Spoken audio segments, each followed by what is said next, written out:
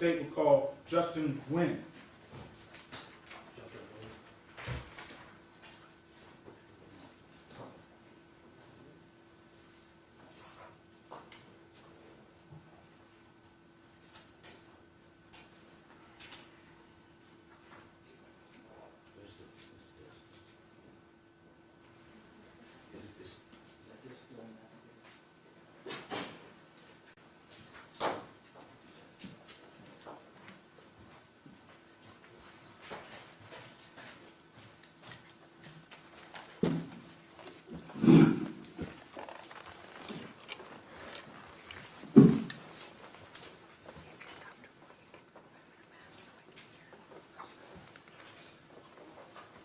May I proceed? Yes, sir.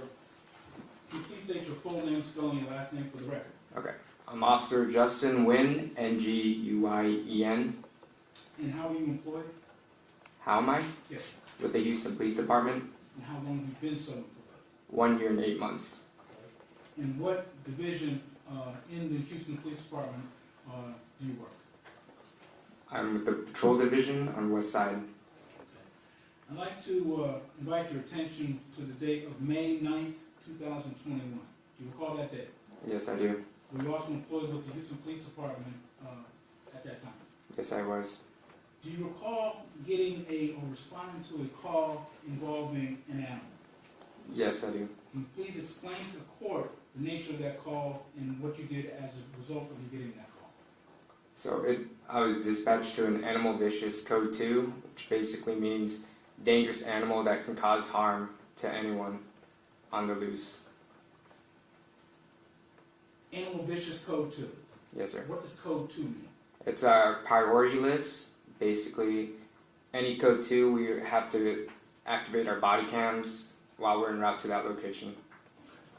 And did you do that in this case? Yes, I did. Is animal vicious? Yes, sir. Is that a potential violation of a city or state ordinance? Depending on what it is, it is. Okay. And at that point, did you arrive? What happened when you arrived? I observed multiple people in the street, a car parked in the road, an individual yelling at another vehicle. Okay. And did you observe any animal or anything like that? I did not. Did you observe, were you concerned with any of the breach of the peace or anything? I did. With the dangerous animal on the loose, the only thing we wanted to make sure was everyone was out of the street, back in their house, and safe. Okay. And when you arrived on scene, what did you do? I immediately got out of my vehicle. Well, I turned on my emergency equipment, got out of my vehicle, and started telling people to get back in their vehicle. Were you by yourself or with someone? I was not. I was with my partner. What's your partner's name? Officer Keith Englishby. Okay. And were you driving or were you the passenger? I was the passenger. Okay. So when you arrived, tell the judge what kind of police car, if it was a police car, that you were driving. We were in a marked Explorer, Houston Police on sides with our lights on top. And what kind of car was it? What kind of vehicle?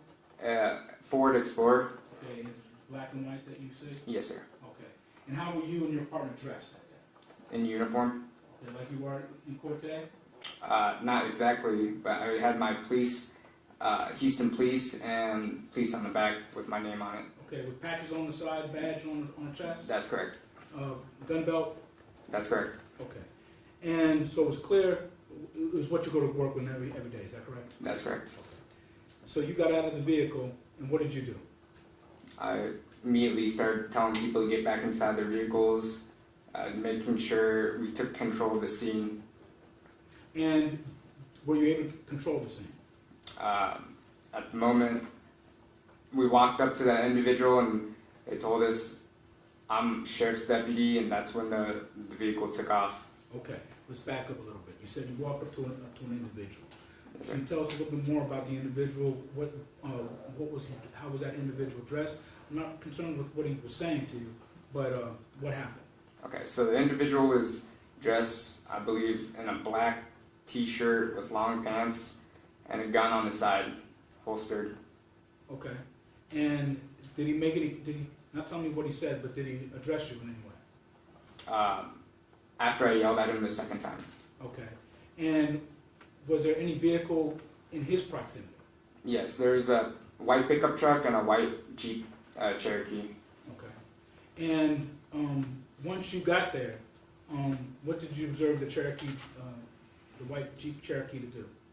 Accelerated at a high rate of speed onto the front lawn of a neighbor's residence, and then continued westbound onto Ivy Wall Drive.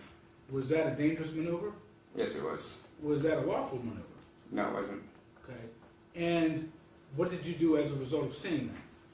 I immediately ran back towards my vehicle, told my partner, and then we tried to follow the vehicle. Prior to you getting back into your vehicle and giving chase, there were other people out there. Is that correct? That's correct. Was anybody on the lawn of that residence when the vehicle? I don't recall. Okay, but that would be a hazard. Yes. Okay. So you got back into your vehicle and you gave chase. Yes, sir. Were you able to make a stop on that vehicle? I was not. We lost visual. Okay. Did you radio other units? I did. I let dispatch know that there was a vehicle fleeing the scene with a tiger. Okay. And how close did you get when you approached and you saw the individual with the gun behind the vehicle, the white Cherokee? How close did you get to the Cherokee? I was.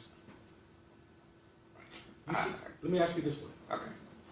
You see where you are and where I am. Yes. Were you as close as I am to you right now? I don't recall. Okay. Well, let's. Do you know if you were further or farther away from I was closer. You were closer to the vehicle than I am to you right now. Yes. Okay. I'm gonna walk towards you. When I get to where you think that the vehicle was in relation to you on May 9th, 2021, you let us know, okay? Okay. Okay.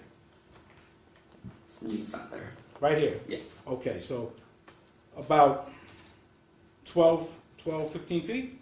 Yes. Okay. Now, when you guys arrived, prior to getting out of the car, you said your lights were on. Yes, sir. I activated them. Okay. And what time of day was this? It was around dusk. Dusk. Around 8 o'clock. Okay. And so your lights were, when you activate those lights, which lights on your car come on with the switch that you flip? The switch, I pushed it all the way to the end. It will activate both the front and the back. So which lights were lit that night? The front and the back. Okay. And what is the purpose of you hitting those lights? It's to show that the police are here, to show presence. Okay. And what was the purpose of you getting out of the car? It's so I can start controlling the scene. My partner was on the PA system telling everyone to get in the vehicle. Okay. Okay. May I approach you? Were you able to observe some videos regarding the scene that night? I was. Were you able to observe? I want to show you a video. State's Exhibit 1.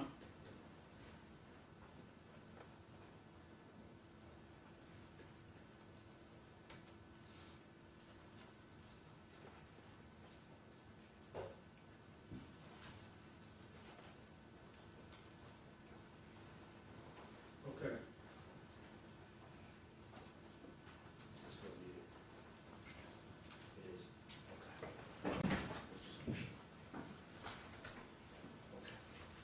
Judge, I would ask you to notice of the court one last time, so this witness can show you where he was in that video. I'm not sure, because we... Okay. If the witness could... Okay, yeah, there you go. Well, that's all they want you to Well, point Judge, out. if you could come down. I can. Okay. So let me play this.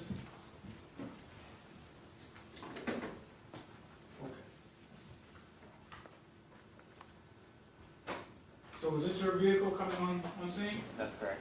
Okay. The lights are on, That's correct.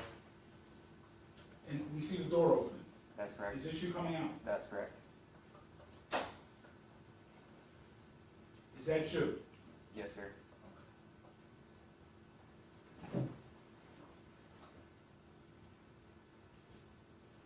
Okay, we just saw the vehicle pull away.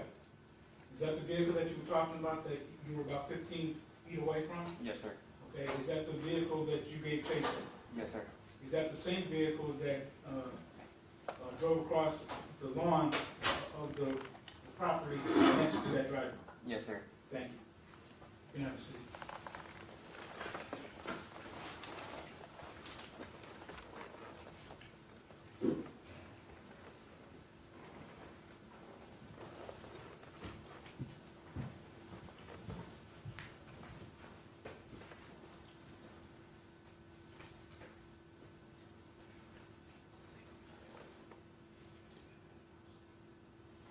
Oh, the purpose, now when you saw, now when you came on scene, your purpose was to investigate an animal, is that correct? That's correct. Okay. Were you able to, what would be a violation of that, what would be the city violation for having a tiger out on? That's a violation of our city ordinances, dangerous animal. Okay, and do you know off the top of your head the city code? I do not. Do you know the Texas health and safety regulation? I do not. Okay. Have you ever had an opportunity to look at the Texas health and safety regulations, specifically Chapter 822 and specifically 822.113, offenses and penalties?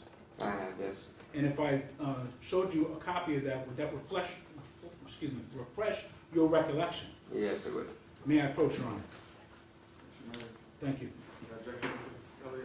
Just to make sure, he's going to be a legal expert. We're going to go into other legal issues. It's going to be relevant. Are you not going to have a Judge, you know, I just want to. Judge, I would We're going to object. be talking about the law, where there's more laws we need to discuss. As long as they're related to its interpretation of this Texas Health and Safety Code. There's other laws that are involved in this as well, Judge, particularly the evading arrest and its requirements for Looking at that, and what specific, do you recognize this? Yes, I do. And has your memory been refreshed? Yes, it has. Okay. Specifically, I showed you a code. Was that the code that you were relying on, that you were investigating that night, May 9th, 2021? Yes, I was. And what was that code? It was code 822.01, I believe. Is this the code? Yes, sir. Okay, may I approach?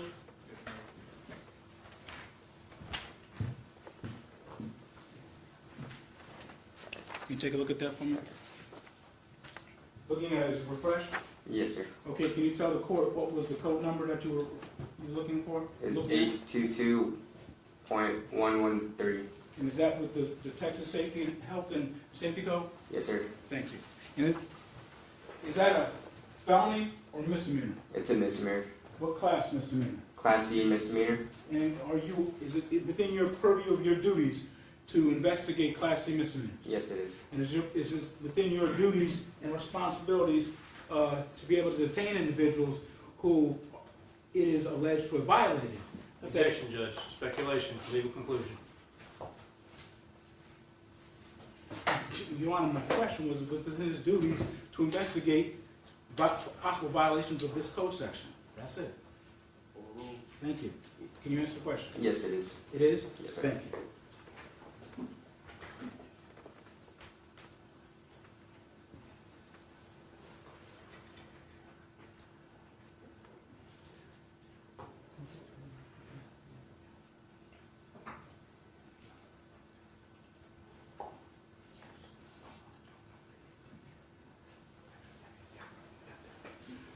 Pass the witness, Your Honor. Thank you, Judge. Officer Nguyen, first off, I've been provided a supplement that's 2 pages, but really it's almost just one. Is this the entirety of your supplement? Yes, sir. All right, and does this contain everything that's relevant in your mind to this particular case? Yes, sir. All right. So when you arrived at the scene on May the 9th, 2021, it was about 8 o'clock, is that what I'm understanding? give or take? Yes, sir. And you said that was dusk, right? Yes, sir. Kind of a little bit of a hard time to kind of see, kind of in between daylight and dark. Yes, sir. All right. And can you tell me what, I want to know, what did you hear? There was another guy there you described with a gun, right? Yes, sir. That's where you were looking at because he had a gun, right? You were talking to him. Yes, sir. Okay. Did you hear him say anything to anyone else? Or were you just having a discussion between you and him? You understand what I'm saying? Was he having a conversation somewhere else you were listening to, or was it just a conversation between you and this guy? He was talking to someone else. Okay, and what did you hear him tell someone else? He told the driver of the Jeep Cherokee to pull up down the driveway. Okay, what else did he tell him? Then he looked at me and told me he's a sheriff deputy. Okay, but let's talk one thing at a time. Okay. I want to know what this person with the gun Okay. told the guy, the driver in the Jeep Cherokee. I want to know very exactly what did he say. Objection, Your Honor, calls for hearsay. That's true, but the witness, he's here, Exactly. and he can be called back to Correct. correct any testimony there. Well, that would be impeachment. That would be impeachment, Your Honor, and that would be improper for this witness. Mr. Elliott, what do you have to say about that? Judge, it's already been testified to, number one, and number two, it is impeachment, and we're going to get the version of what he heard, what observations he was making at the time. He's already testified. The state elicited is what his observation at the time, and what he heard, his present sense impression, 803.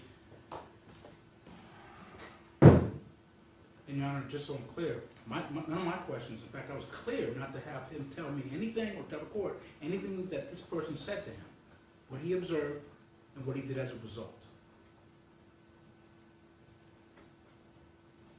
Then Mr. Elliott, find it true.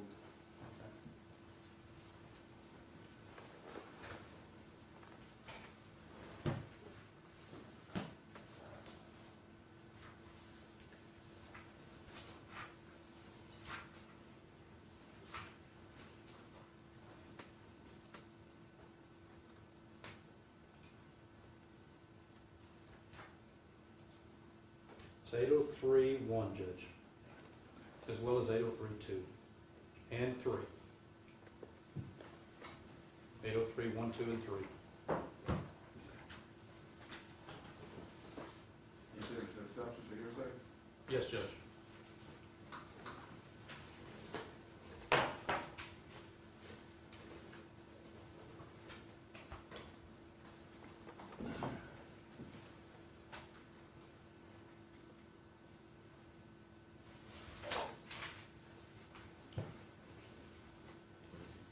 Which section are you Present reading? sense impression, a statement describing or explaining an event or condition made while or immediately after the declarant received it. So you said the declarant was making a present sense impression? This officer is a declarant. He's perceiving it, and the guy he's talking to is saying it. Yes. If I may, Your Honor. Go ahead. Yes, sir. The person with the gun would be the declarant. That's what I think. Yes, sir. And that's that what would I'm be- asking what he said. And he had the opportunity to ask that witness when that witness was on the stand. I'm over with the objection. But I mean, Sustain. Thank you, Judge. So what did you say, particularly to the driver of the Jeep? I wasn't able to speak to the driver of the Jeep. So you didn't make any comment to the driver of the Jeep at all. Is that correct? Objection, Your Honor, asked and answered. No conversation with the driver. Objection, Your Honor, asked and answered. Different question, Judge. I'm asking now, not just did he speak, but did he have a conversation? It's a different question. Please have a conversation. Second. Same objection. All right. Did the driver of the Jeep say anything to you? Objection, Your Honor, coming through the back door, same objection. Calls for hearsay. I didn't ask him what he said, Judge. I asked him did he say anything to it. Okay, then objection. Did you identify yourself as a police officer to the driver of the Jeep? I didn't get a chance to. So that's a no. No. And did you tell the driver of the Jeep, you cannot leave, you must stay there? No. And was there ever a time in which you were behind, within visual distance of each other, the driver of the Jeep with your police car with the lights on? We were pretty close to it. My question is, was there a time, like when you pull someone over, you pull up behind them, you turn your lights on, right? Yeah. In that scenario, reasonable to assume, especially when they pull over, that they know you're there, right? Yeah. Because you're somewhere else, you get behind them, turn your lights on, right? Yeah. That didn't happen in this situation, correct? That's correct. And so you're at the scene with the lights are on, is that correct? That's correct. And is that for, what purpose are the lights on for? To show presence that police are there. Okay? And you're there, right?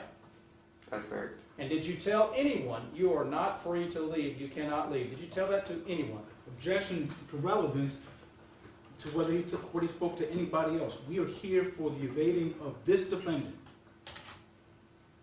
Overruled. Answer the question.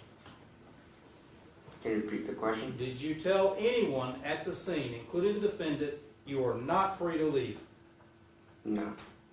And you didn't have the scenario like when you pull somebody over where you get behind them and turn your lights on. That didn't exist either, right? That's correct. And once the defendant left, had he already turned before you got in your car and started following him? Otherwise, was there, once you got in your car, was there a line of sight between you and the defendant's vehicle where your lights were on while you were traveling and he was traveling on the same road? There was for a split second. On this first video? Yes, sir. Can we watch the video, Judge? Sure.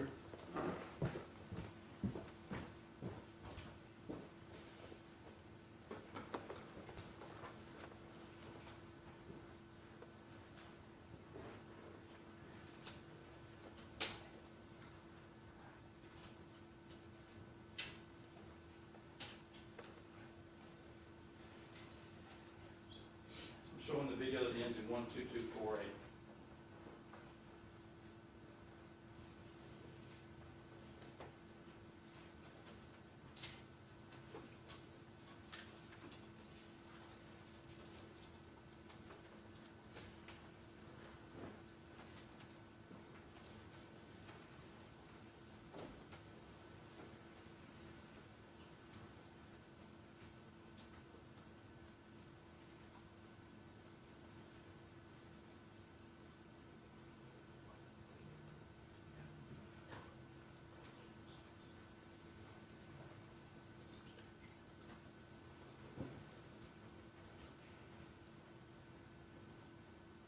We need to watch it again, or did it refresh your memory?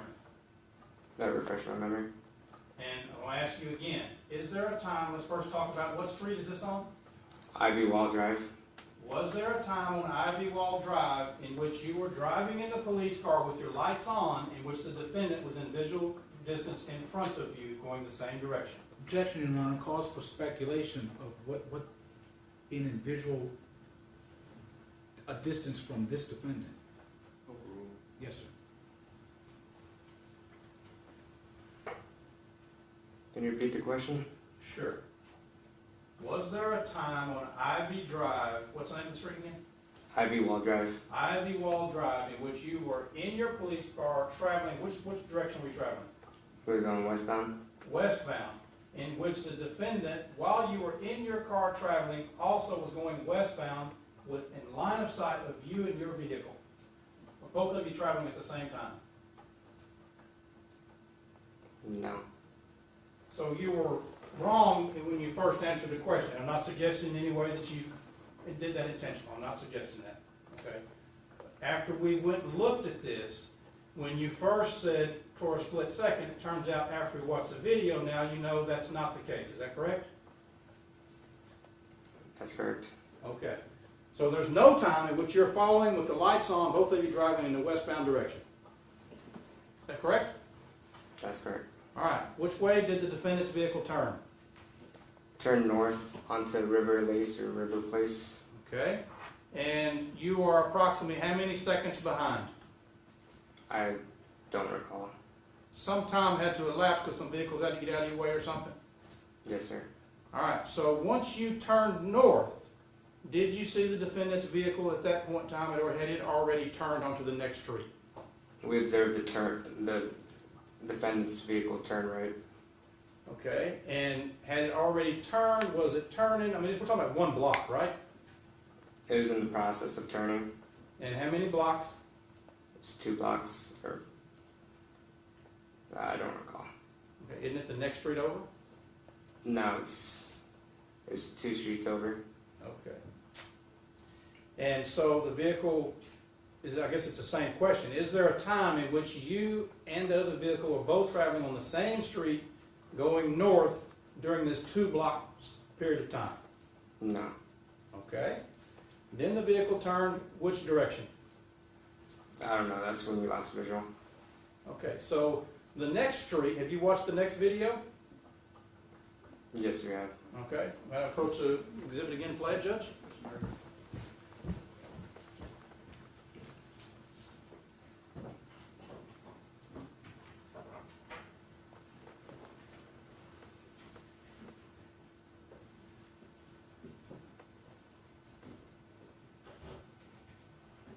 Have you seen this video before?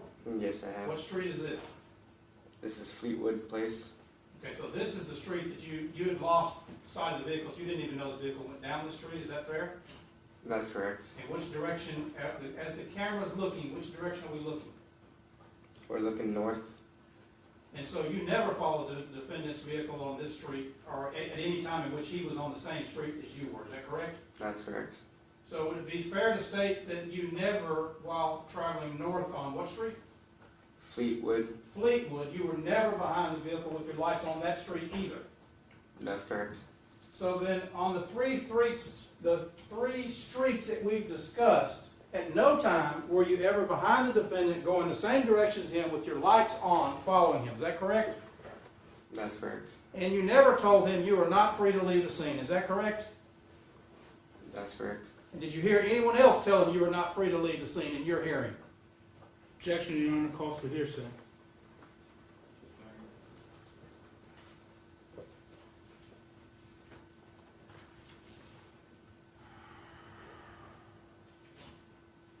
You got your body cam with you? I do not. Did you give it to the state? We didn't get a chance to. So you didn't bring it with you? No, sir.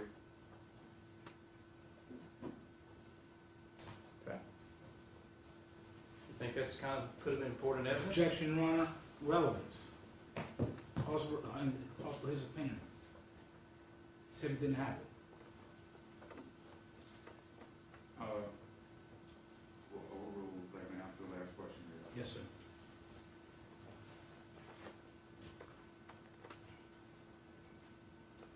Can you repeat the question? That's pretty important evidence, isn't it? Yes, it is. Matter of fact, it's mandated by your department that you use them, right? In this situation of Code 2? Yes, sir.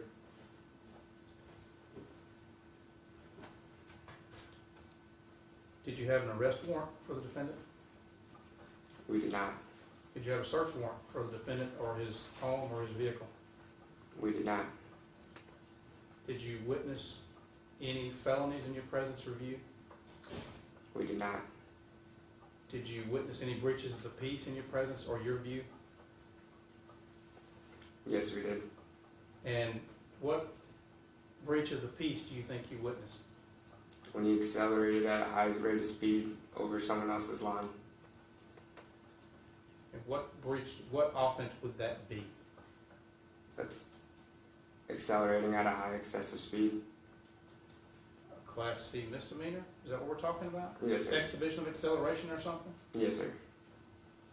That has to be on a public roadway, right? That's correct. And this wasn't on a public roadway, was it? No, it was not. So then that's not an offense, is it? Objection, Your Honor. Cause for speculation. So then that's not an offense in your presence of view, is it? It's not. And so then you had no offense within your presence of view of any kind.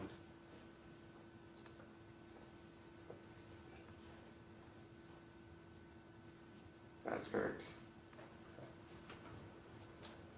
All right, I pass the witness.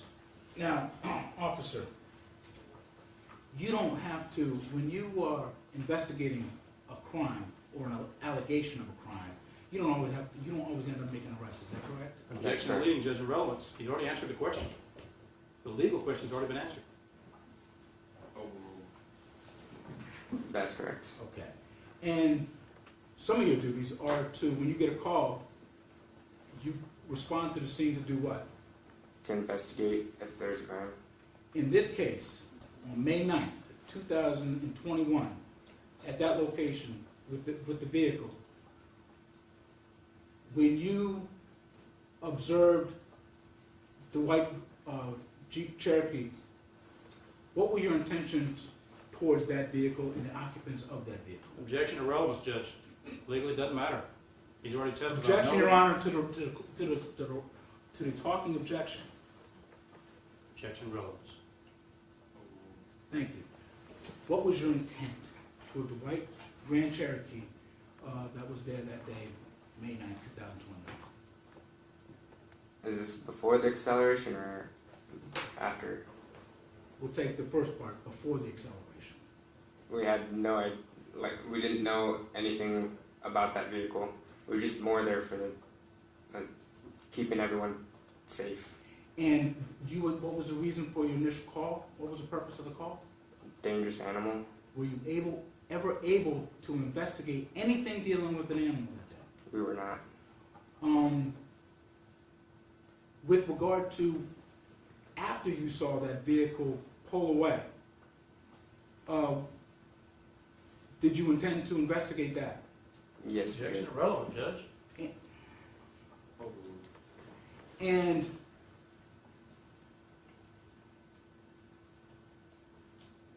did you have information based upon your investigation prior to taking off and chasing that vehicle that a tiger or animal had anything to do with that vehicle? Objection to leading. Sustained, the replay. Yes, sir. Yes, sir.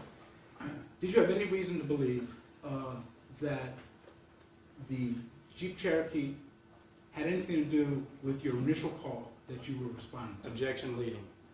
How was that leading? Doesn't suggest an answer. Actually, why was we there? Right. Not sustaining his objection. Yes, sir. Yes, we did. You did what? Yes. Objection, Judge. There was not a question even there. Sustained. Okay. Okay. Okay.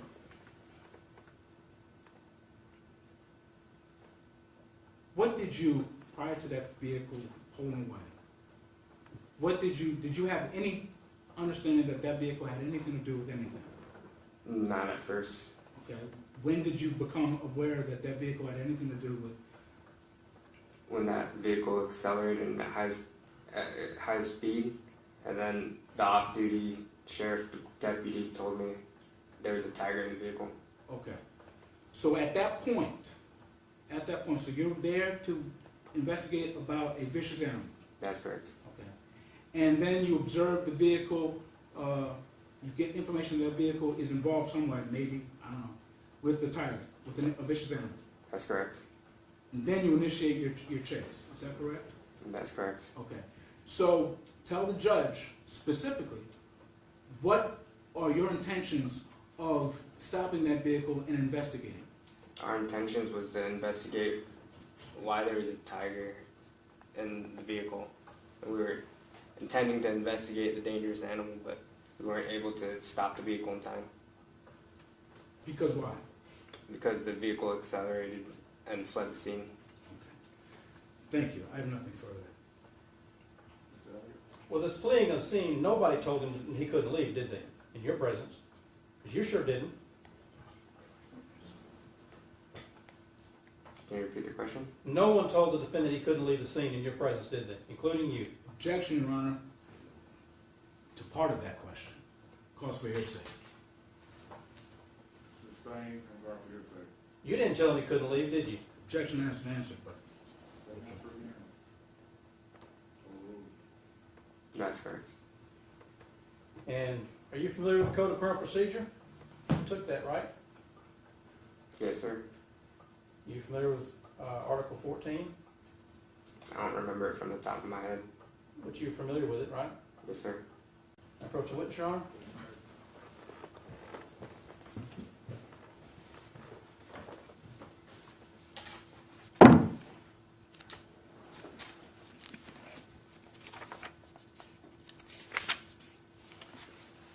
Showing you Article 1401, 1402, 1403. I ask you if you can find anywhere in there any legal authorization under the fact scenario that you've described for us to detain the defendant.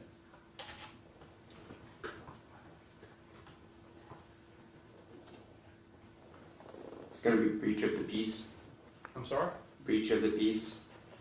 Okay, now this, if you ever aware of any case law that supported a breach of the peace being at someone's own house? objection, Your Honor. I'm presuming beyond the scope of this defendant. I'll rephrase it, Judge. Tell us what breach of the peace you observed, because you were the one trying to make the stop, right? That's correct. What breach of the peace did you observe? Dangerous driving. On private property, right? And after. Okay, now you testified a minute ago that the driving, accelerating was on private property, right? That's correct. No traffic violation, right? Isn't that what you That's correct. testified to a minute ago? That's correct. Okay. And so you think that it's a breach of the peace for someone to drive dangerous? Yes, it is. Okay, do you think he was speeding, driving? I'm gonna get your words.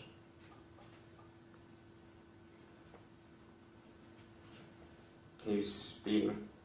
Okay, so you think speeding is a breach of the peace? That's correct. That's what it And says right here. and so that is your sole basis then for trying to detain the defendant then, is that what I'm understanding? No, that's not correct. Okay, well, did you see a tiger in his vehicle? We did not, but we had someone that is credible and reliable that told us there was a tiger in the vehicle. Okay, and had you had dealings with this individual before? Had not.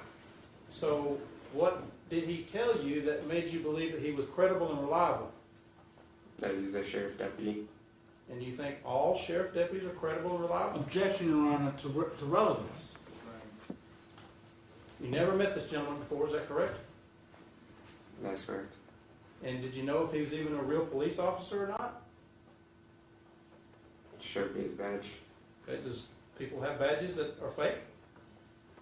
Yeah. And you didn't know him, so you don't personally know whether he was or he wasn't, is that Objection, correct? Your Honor, asked and answered.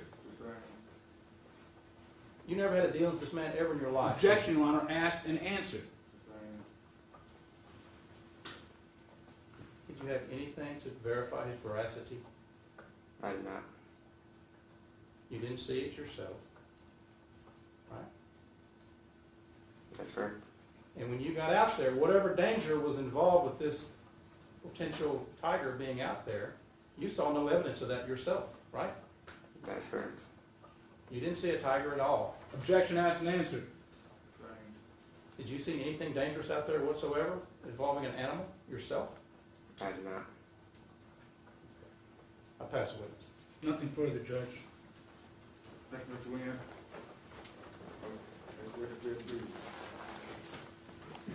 I came to hold on, Judge. Thank you, Mr. Wynn. Turn around.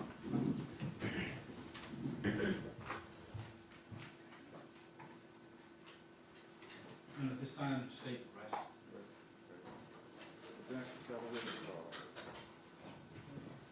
We call Keith Strauss, Judge. Keith Strauss. Strauss.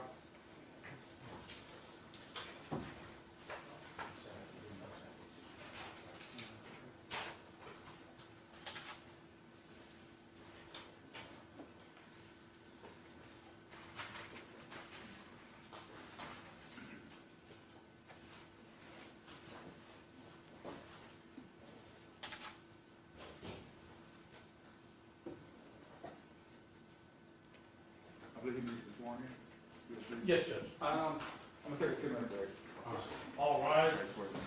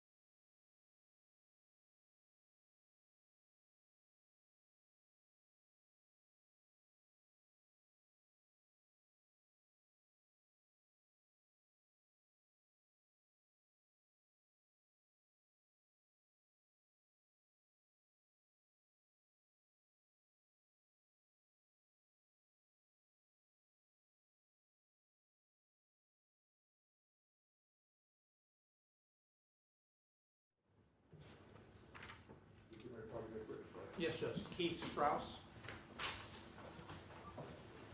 People struck back in. And I think he was sworn during the break, I think. No. No, I'm sorry, so he still needs to be sworn.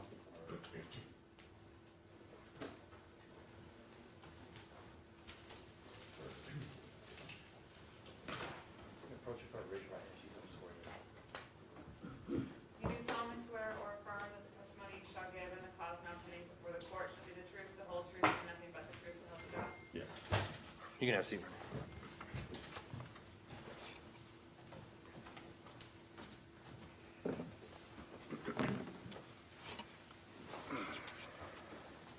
Trying to take my mask off.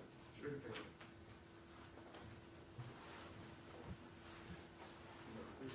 Could you tell your judge your name, please? Keith Strauss. And Mr. Strauss, how are you employed? I'm self-employed. What type of work do you do? I'm a consultant, IT consultant.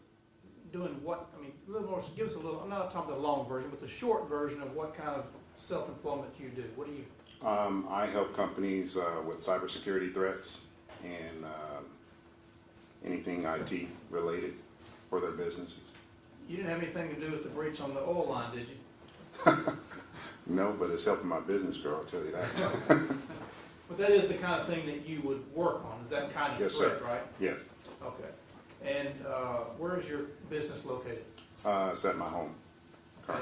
And how long have you been doing that kind of work? I've been in the IT business for over 25 years, and I've been doing IT work IT security work for now 7 years. I guess As an business expert. is booming now, especially with the oil deal, right? Exactly. Okay. So Um, not wanting that to happen, but it happens.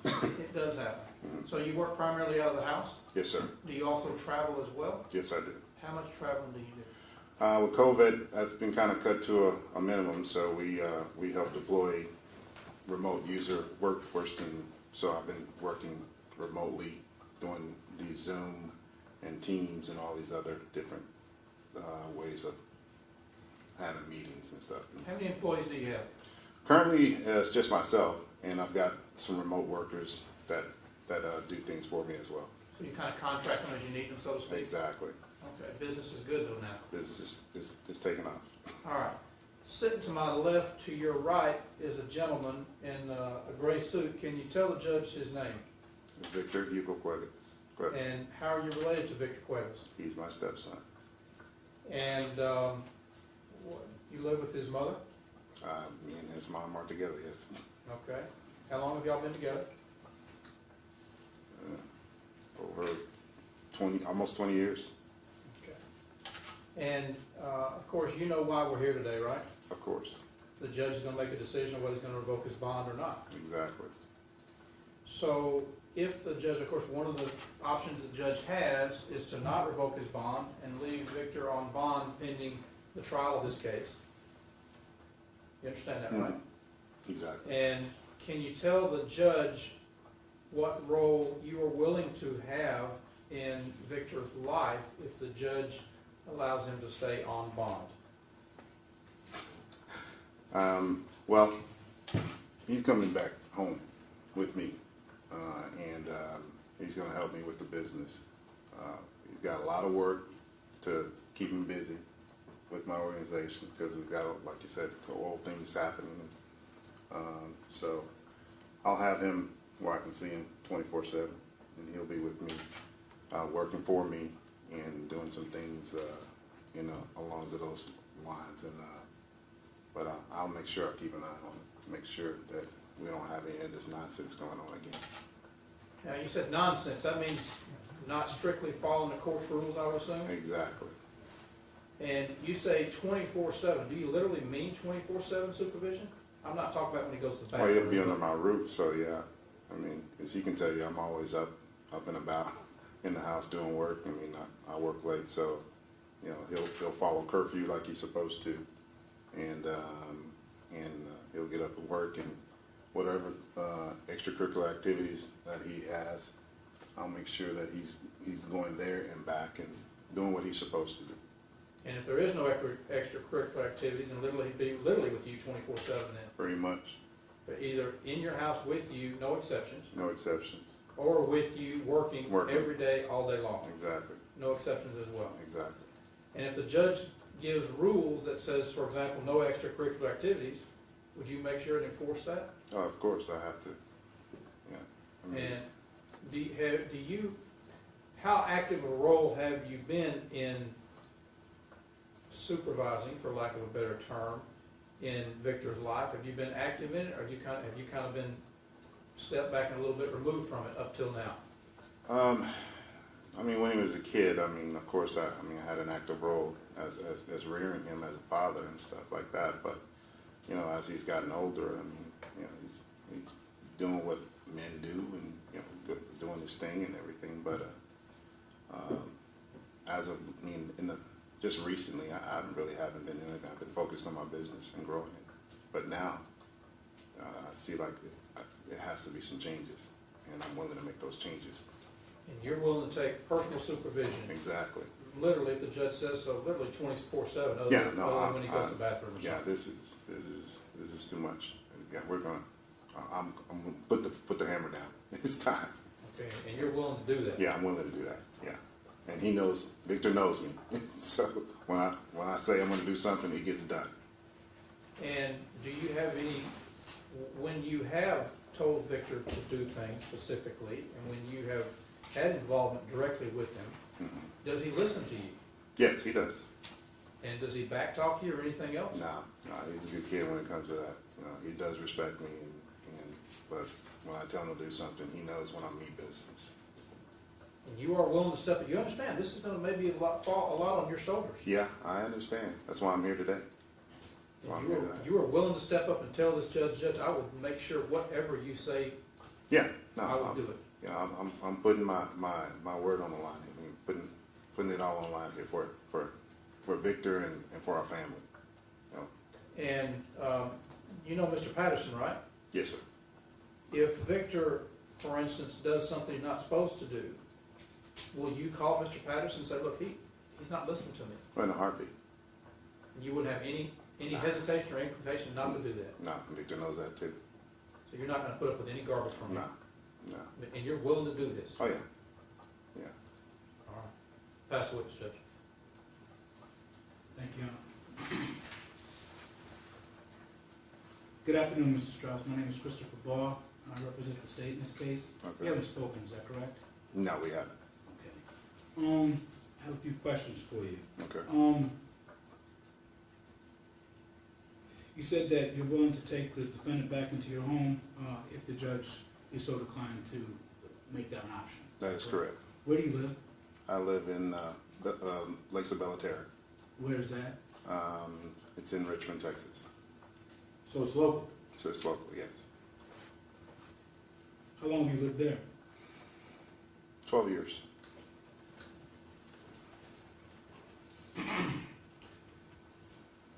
Sir, I have to ask you a question about criminal history. Have you ever been convicted of a felony? No, Have you ever been convicted of a misdemeanor involving moral turpitude, lying, cheating, or stealing? no. You had stated earlier that when asked if you would take care of him, you're willing to come in because it's enough of this nonsense. What did you mean? What did you mean by nonsense? What nonsense has been going on? I mean, just all the stuff from the hoopla on the media and all that good stuff. I mean, look, I have a business to run, and this is taking me away from what I do professionally, and that's what I meant by that. What is taking you away from your business? This whole incident, this today, Dealing with May 9th. dealing with this, The incident. coming into court Okay. and having to speak on behalf of Victor. Have you come to court in the past for Victor? Once. When was that? It's been a while. I can't remember. Can't relate. Was it this building? It was this building, yes. Okay. Was it prior to 2017? No. Okay. Was it a bond hearing like we are here today? Yes, it was. Did you testify? No, I didn't. Okay. So you just came and watched? A couple of times I did. I think there was a time where I did testify in the past. Okay, let's I'm gonna Yeah, stop you I there. forgot that. I mean, that was one time. I think it was a bond hearing. Okay, well, hang on a second, because you gave me a couple answers. Okay. I asked you if you came and you said one time, but you didn't testify. And then you answered that there was one time that you might have testified, but there was a couple other times that you just came. So, No, it wasn't a couple other times. okay, It was just maybe 2 times at the most, and one time I did testify. okay. So the one time you testified, was that a bond hearing? I believe so, yes. Was it like this, a revocation hearing? I'm not sure. Do you remember what you testified to? Just for character purposes. Okay. And so you were asking the judge to either, what did you ask? Were you asking the judge not to put him in jail? Am I asking the judge to No, in the time before. No, I wasn't asking the judge to do that. So it was. That was up to my attorney. I mean, basically, I was just there for character references. Character reference, but you testified. Yes, I did. Okay. And do you recall what year that was? I don't remember. Okay. Was that before Victor Cuevas was charged with the felony murder? Was it before? Yes, sir. It was because of that. It was because of. Yes. Okay. So 2017. Yeah. Were one of the times that you came and testified for him, was it for his revocations for evading? No. Do you know how many times he's been before the court for a violation of his bond? No, I can't recollect, to be honest with You can't? you. No. Did I you mean, know? I know that there's been several cases, but as far as, like I said, I'm just getting back into the fold. You know, I've been doing what I need to do to grow a business and stuff, and I let my wife handle all the other pertinence of this case. Okay, so, and you're close with your stepson, is that correct? Yes, I am. Okay, you're close with Victor? Yeah. Okay, but you've been out of his life for a little bit? No.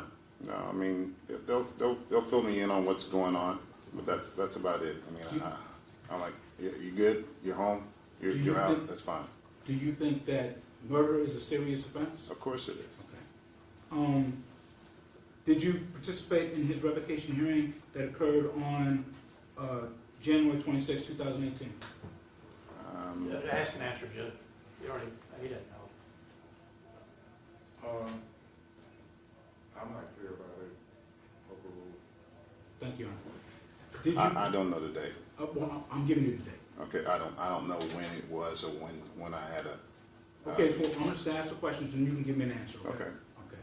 So my question right now is, did you participate in the revocation hearing for Victor Cuevas on January 26, 2018? I don't remember. Okay. It's possible. Could be. I mean, I don't remember. I mean. Okay. Okay. Do you remember if you testified for Victor Cuevas in his revocation hearing on October 2nd, 2018? You don't know? You're asking me questions. I told you I don't remember. Okay. I told you I did it once, but I don't remember the dates. So do you know if that date, the one time you did testify, do you know if that was July 21st, 2020? Ask and answer, Judge. Well, okay. Are you aware that he had a revocation on November 18th, 2020? Objection of relevance, that you've already ruled on that as well. Repeat the question, please. Is the witness aware that the defendant had a revocation hearing on November 18th, 2020? And my objection is relevant. You've already said you don't want to go back behind into old stuff. That's really all we're doing is rehashing old stuff. Overruled. Thank you. Are you aware? Am I aware that he's had these hearings? No, sir. Are you aware that he had a revocation hearing and was actually revoked on November 18th, 2020? Are you aware of that, sir? Yeah. What do you know about that? I don't know that much about it. I mean, Do you know that was because he was evading the police on a ATV, a four-wheeler? Do you know that? yes, I do know about that. Okay. Do you know that there's a current charge out of Austin County for that? Yes, I do. Do you know what he's here for today? Yes, I do know what he's here for. And that's evading again? Evading, yes. Okay. Now, but out of all those four, you said you came and testified for your stepson one time. Right. Okay. You also said that you would help him, you follow his curfew. Exactly. How would you do that? I mean, he'll be in my house. Okay, So I get to see if he's here or if he's not here. you would call him, he said he's a good kid, correct? Yes, he's a good kid. Okay. How old is he? He's 26 years old. So he's not a kid, he's a man. Okay, whether he's in my eyes, he's my kid. Oh, understood, understood. Okay. He will always be your kid. Exactly. But to the rest of the world, you would agree with me that he is a man. Of course. Okay. A grown man with a wife? Yes. What's his wife's name? Georgie. Georgie? What's her last name? Good question. If you don't know, that's okay. No. I'm sorry? Oh, well, Cuevas now, that's her last name. But you don't know her maiden I don't name? know her maiden name. Okay. George, can you spell that for me?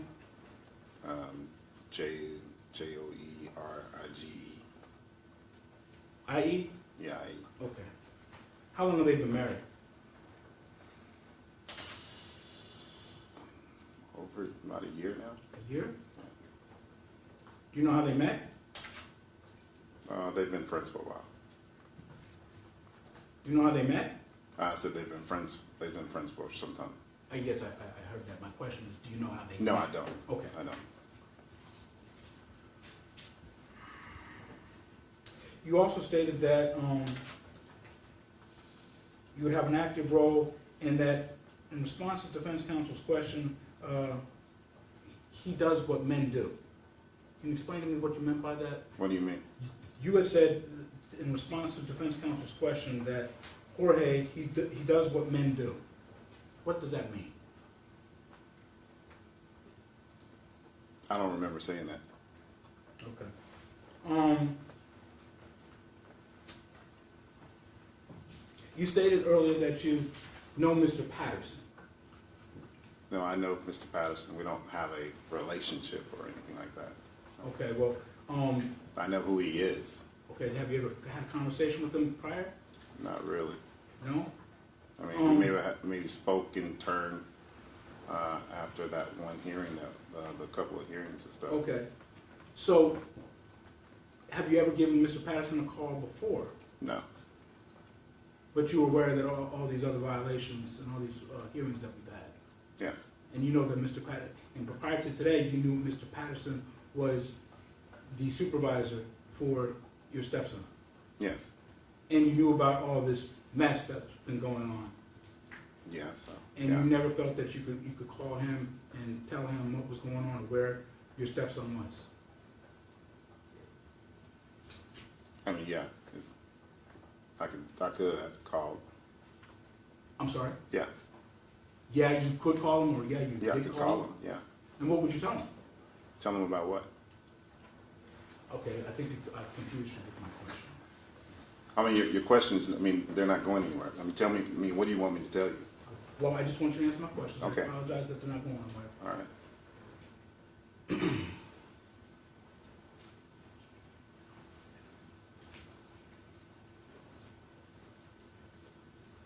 The last time you testified Okay. for your stepson Mhm. at a bond hearing, like we are here, a Right. revocation hearing, Right. did you think that was going to be the last time you testified? You would have to testify? Yeah. So you're surprised that you're back here again? Of course. Now, if the judge were inclined to allow Mr. Cuevas to come stay in your house, Mhm. you had talked about your consulting business. Mhm. Would you stay in the house would you work from home all the time? Well, I mean, at this time with COVID still, I Right. mean, we do video conferencing a lot with clients, and for the most part, yeah, we'll probably be in the house a lot. Okay, but that wasn't my question. Okay. You would stay in your house with the defendant the whole time? Not the whole time. I mean, I would actually bring him with me on a meeting sometimes. Sometimes. Yeah. If The times he's that- not needed there, you know, I mean, he can stay home. He can stay home. Yeah. Who's watching him then? We have other people in the house. Who? Grandma. How old is my grandma? wife. How old is grandma? She's probably in her early 70s. Okay. Who else? Brother-in-law. Okay, what does he do? He's self-employed.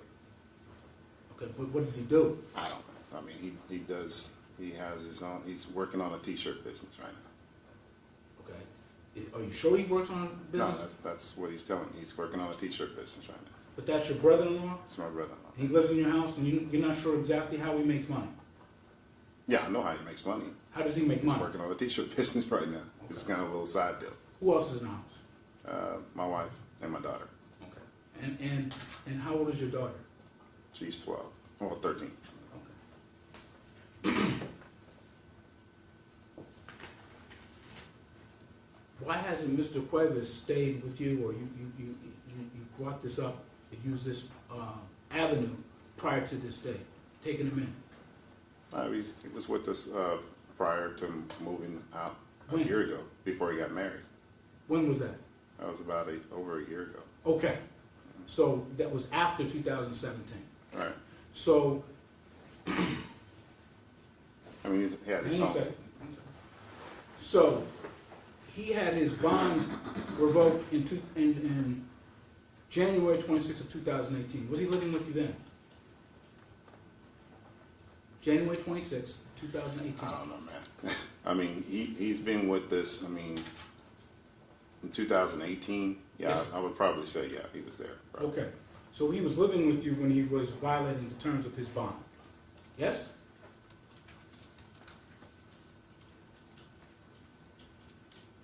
I can't remember. Okay. Was he living with you on October 2nd of 2018?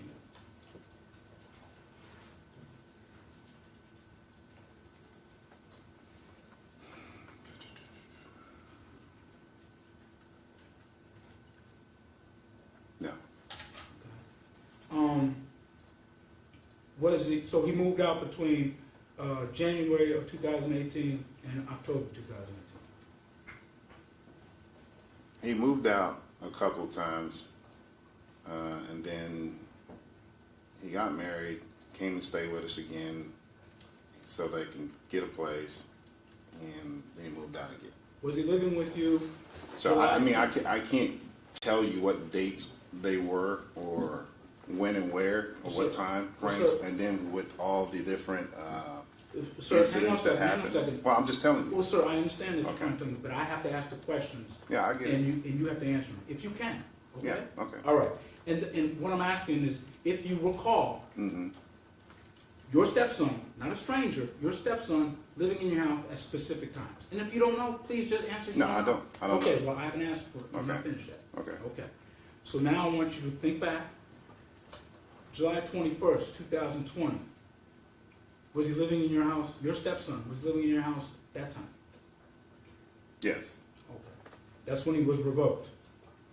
Was he living in your house in November 18th, 2020? Was he living in your house then? Yes, he moved Okay. out then.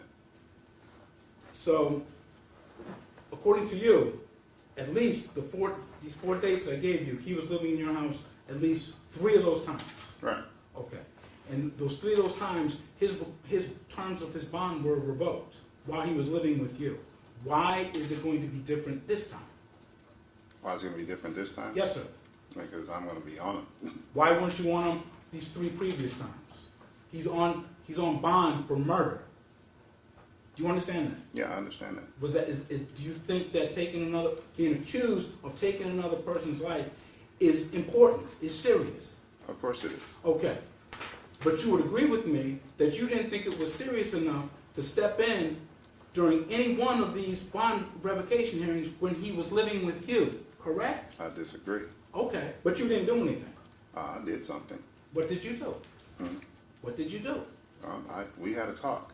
Okay. But clearly you would agree with me that the talk didn't work, at least one of those times, or at least twice, 2 of those times, right? Because he was violated two times out of the 3 times that you admitted that he was staying with you. So you would agree those talks didn't work, right? I disagree. Okay. What are you going to do different? What are you going to tell the judge that you're going to do this time, do different this time, that you failed to do these 3 other times? I am basically going to be a magnifying glass in Victor.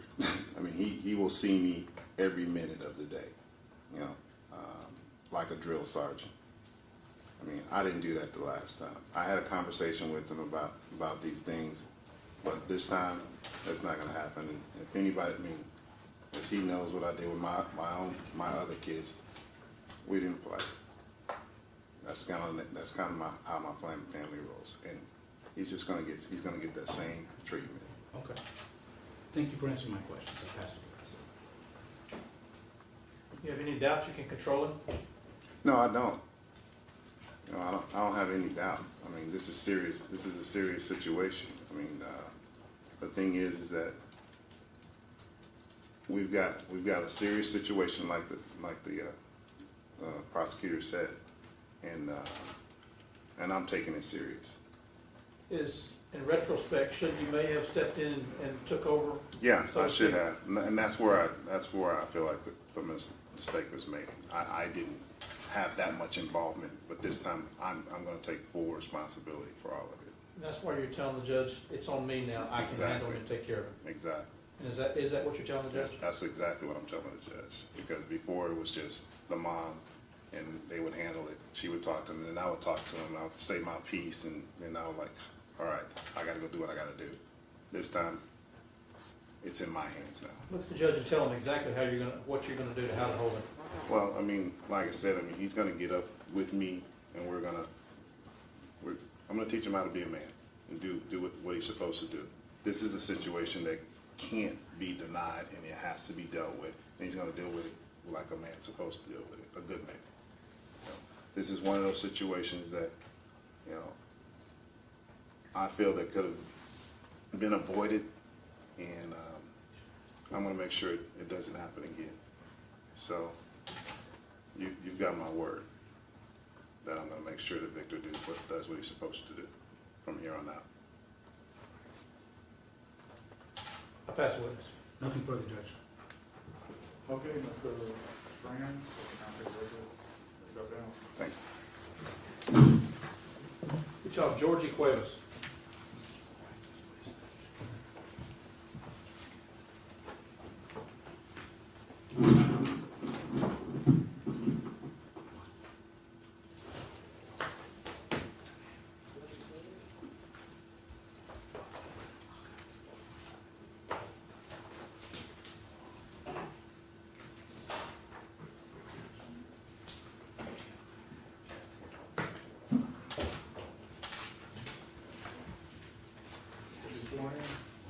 Yes, Judge, just been sworn.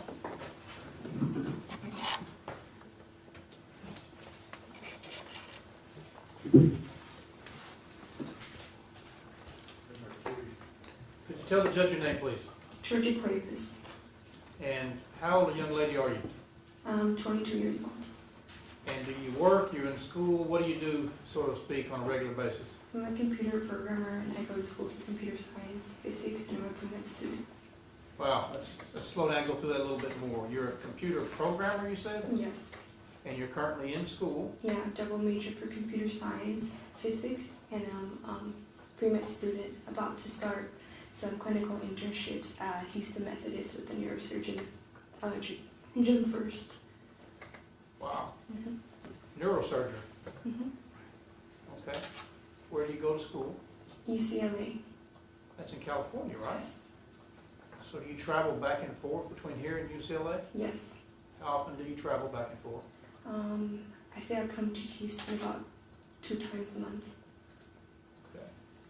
And this gentleman to my left and to your right with the gray suit on, can you tell me who that is? That's my husband, What's his name? Victor Cuevas, How long have you been married to Victor Cuevas? since August 2020. So that's not that long ago, right? How many months is that? I'll say about a year. Getting close to a year? Mhm. Okay. And so right now, you're going back and forth between California. Yes. Is that going to change in June when you start, is it residency you're starting? Um, I may have misunderstood that. it's a clinical internship. Residencies after you finish medical school. Okay, and so how does that go together with medical school? In order to apply to medical school, you need pre-med requirements as well with a bachelor's degree. Some of those pre-med requirements are to have clinical internship and work at a hospital and be doing clinical shadowing under a board-certified doctor and to take a medical exam called the MCAT in order to apply and have a good standing and be able to be accepted. Have you taken the MCAT already? I'm studying for it. And you've already got the clinical internship lined up. Yes. How close are you to graduating with that double major from UCLA? About a year. Okay. And that's with both majors, right? Yes. Okay. Now, I want to kind of turn our attention to, let's just say the time frame of from Christmas time or so through now. Mm-hmm. How often have you been home living with Victor? How often? During Christmas time, I was home because classes were all online due to COVID regulations, and I started about 2 months ago doing more in-person stuff. Okay. And what involvement have you had involving any exotic animals, particularly tigers? None. Have you seen or been around the tigers? Yes. All right. I'm sure the judge, and for that matter, probably the whole world wants to kind of know about tigers. Can you tell us a little about the tigers that's been involved in your life and Victor's life and surrounding this case? Objection on the relevancy. Were you at the same residence that Victor Cuevas was at on May the 9th, 2021, Mother's Day? Yes, I was. And at that time, when did you come home? Maybe 6 p.m. Okay.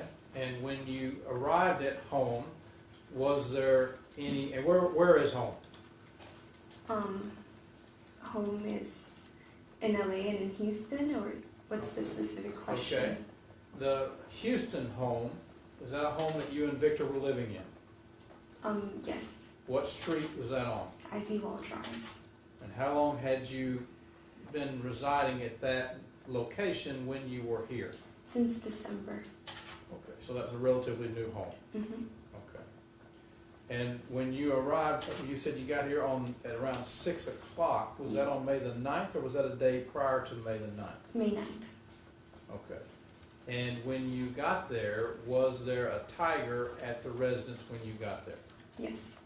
Now, is this a tiger that I'm going to use the word no, I may be the incorrect word, but is this tiger that was there, is this a tiger that you had seen in the past? Objection, Your Honor. Relevance. We are here for evading arrest. What's your response to that? So this whole thing is about a tiger and the No, sir. tiger involvement and the police coming and everything surrounding the tiger and the involvement of Victor and the Objection, tigers Your and what Was was that going. the case? Yes, sir. The whole reason they were there because of tigers, and they showed the pictures of the tigers, and the whole world has seen the tigers, and what, was it good or bad or whatever. This young lady can explain firsthand about the tigers, about the involvement, about the potential danger or not, everything about the tigers that was going on May the 9th and surrounding thereof. You need to understand what that is to be able to get a feel for what this is, because the state has portrayed it as being some heinous something, so dangerous and everything else. That's what they're all talking about. That's why we had to come. Code 2. all these kind of things, Judge.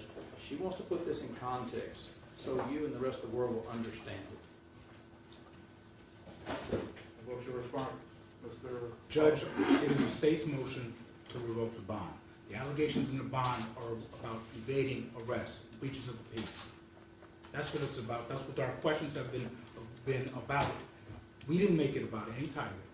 Defense attorney maybe wants that to be what it's about, but that's not what it's about. And anything about the tiger and her knowledge of the tiger and how long she's known this tiger have nothing to do with whether this defendant violated the terms of his bond by evading those police officers. Sustain your objection. Thank you, sir.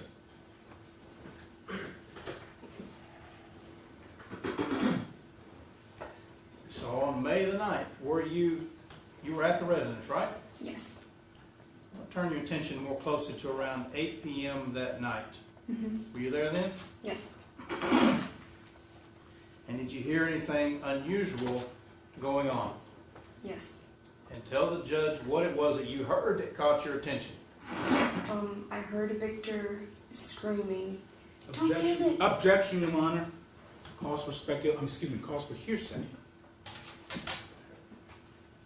There's some more critical questions, Judge. Sustain. All right. I want to get to the moment in which, I'm not asking you yet what was said, okay? Did you hear some screaming? Again, I'm not asking what was said. I'm asking, did you hear screaming? Yes. Okay?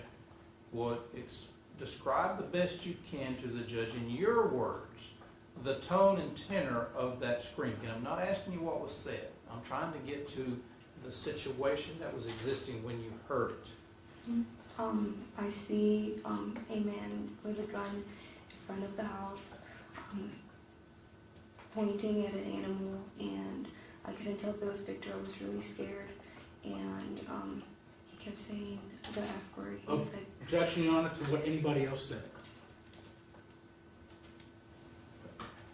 I'll ask a few more questions, Judge. We're probably getting a little premature on our answers. I'll ask a few more questions. Sustain. All right, so again, we don't want to talk about yet what was said. Let me get to that in a minute, okay? okay. First, I want to talk about the tenor. Was this a normal conversation or was this a scream?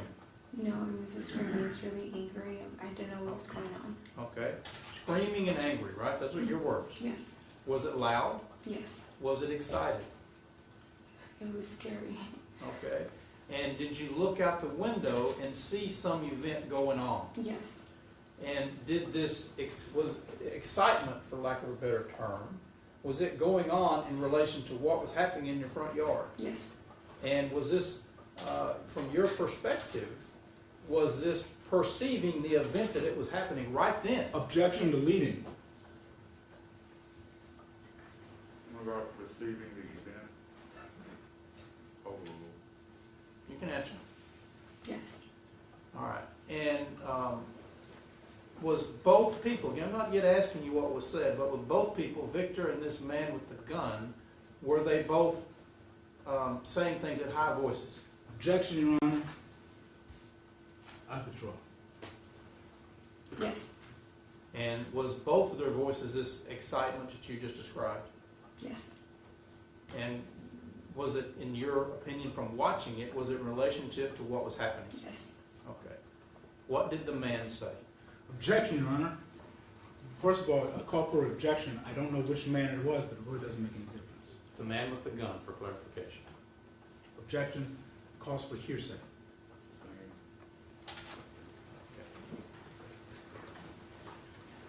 Did you get an occasion to look at the man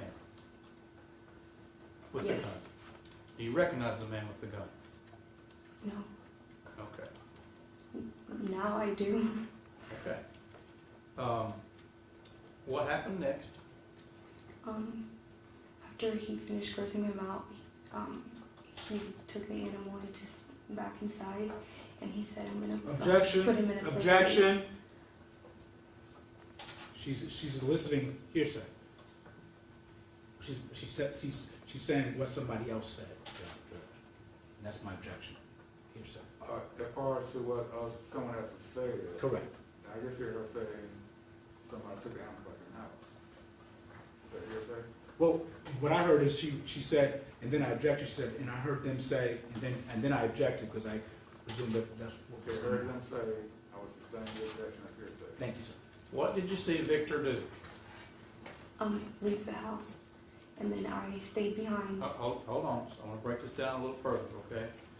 From what you saw, your observations, not what people said, Mhm. was there anybody in danger in that front yard? No, Okay. And did the man with the gun, did he endanger anyone? Objection, Your Honor. Cause for speculation. This is her perception, she's watching it. I'm not asking what people said. That's not what he asked. The question was anybody else in danger? He can ask if she felt like she was in danger, but what everybody else perceived. Sustain your objection. Did you witness anyone being threatened in the front yard? no, All right. Did you witness anybody with a gun? yes, And who was the gun pointed at? the animal, and I couldn't tell if it was a Victor. Okay. And then what did you witness happen next? Victor was leaving the house.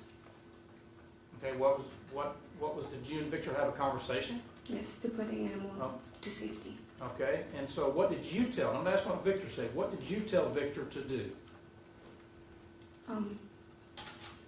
To go into his car To do what with the animal? to put him into safety.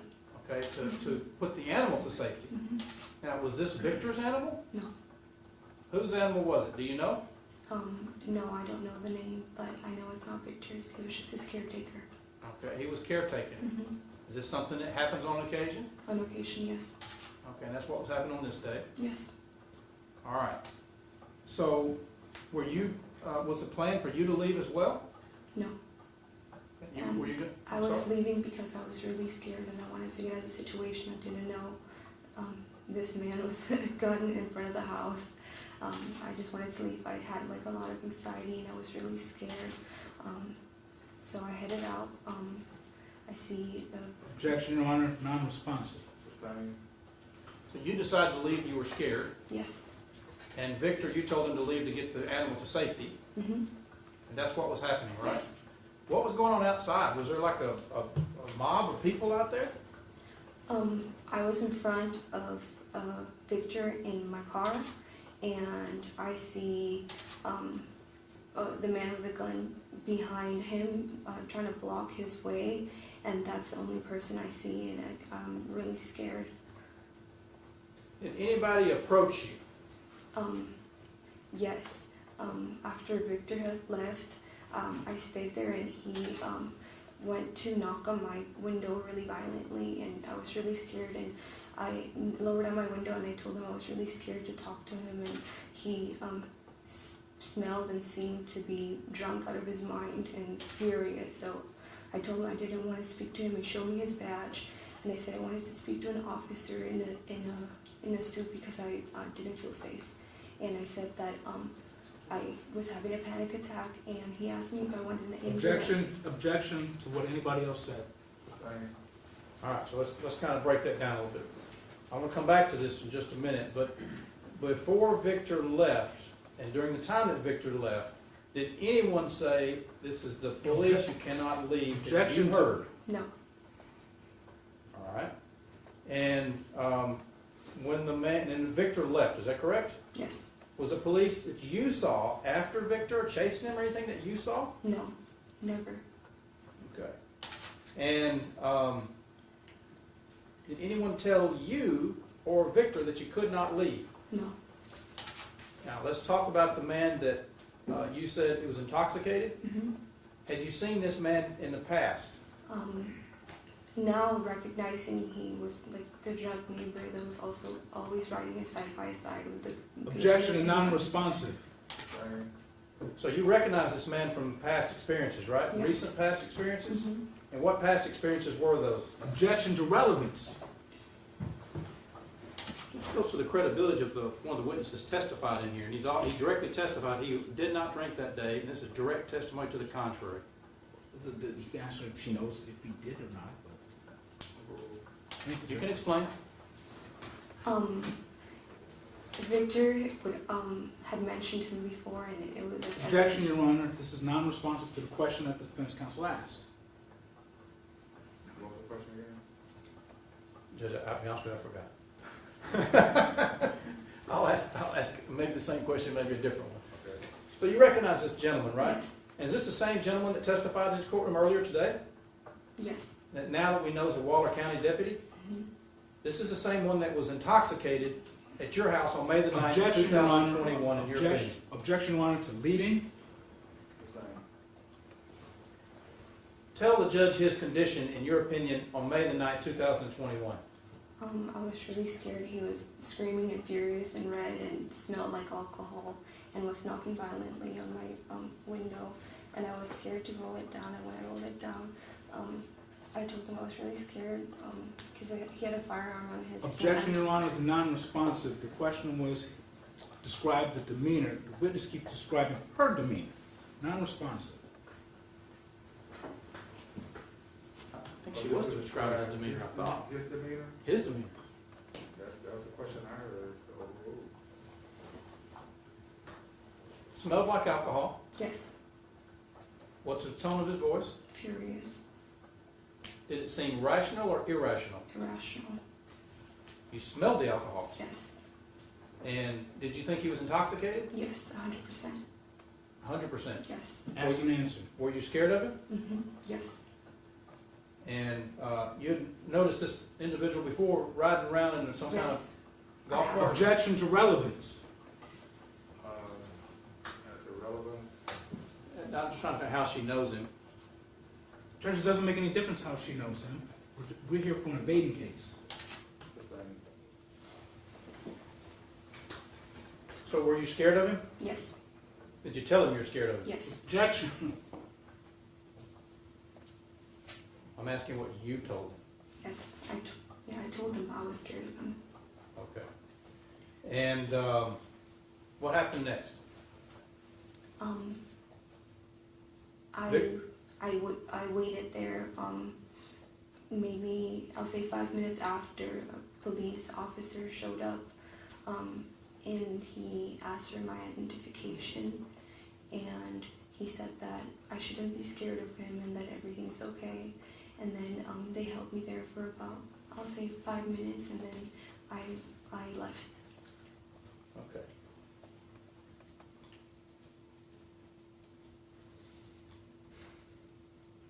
Just a moment, Judge.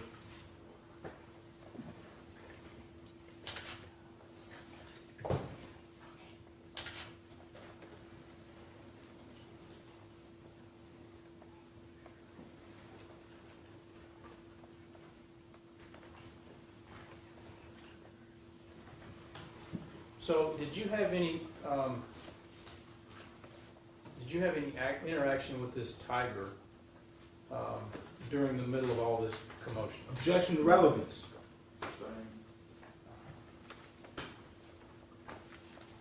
You know the judge has a good decision if he puts Victor on probation or not, right? Yes. Okay. If the judge, not probation, but leaves him on conditions of bond, if the judge orders him to do whatever it may be, curfew or whatever else, okay? Mhm. Will you help make sure that he abides by whatever those rules are? Absolutely. Okay. And if there's any financial needs that go along with this, you're working as well, right? No. I mean, do you have the ability to help him some financially if he needs Yes. it? And if there's any financial needs that go along with this, can you help him Yes, as well? I can help him. Okay, will you do whatever it takes to help make sure Yes, that he I will. complies with his terms and conditions of bond? Yes. All right. I'll pass witness, Judge. Good afternoon, Ms. Cuevas. Mrs. Cuevas, excuse me. Yes. My name is Christopher Barr, and I am the representative of the state. We have not talked before, is that correct? Yes. Okay. I have a few questions for you. How long have you been married to the defendant? Since August 2020, last year. Okay. Honestly. How did you get to court this morning? I was in the car with my husband. The car with your husband? Mm-hmm. Okay. And what kind of car was that? I believe it was a Bentley. A Bentley? Mm-hmm. Was that your car? No. Is it the defendant's car? No. Okay. Whose car was the Bentley that you arrived in court this morning? His friends. What's his name? I'm not sure. I would be guessing. Do you know what the friend's first name is? No. No? How do you know it, how do you know it belongs to this friend who you don't know what their first or last name is? How do you know that that's who the Bentley belongs to? Because I rode in the car and he said that's his friend. How often do you ride in a Bentley? Not often. I've never done it before. Okay. You say that you work. No, I don't work. You don't work. No. Okay. What does the defendant do while he's been out on bond? He's a fighter and barber, and he does Airbnb as well. Okay. Okay. So it was your friend giving you both a ride. Anybody else ride with you in the Bentley? No. You stated that you come to Houston 2 times a month. Yes. How often have you been doing that? Since 2 months ago. 2 months ago? Mm-hmm. What were you doing before that? I was here doing online school. Okay. And so sometimes during the time that you've been married to the defendant, you were still living in LA. Mostly here. Okay, but you... All right. So, just so I'm clear, you've been traveling to Houston twice a month, starting when? About 2 months ago. 2 months ago. Mm-hmm. And then prior to that, you were always here. Mainly here. And where else were you? LA, taking care of matters. Okay. What matters are you taking care of in LA? School. School. Mm-hmm.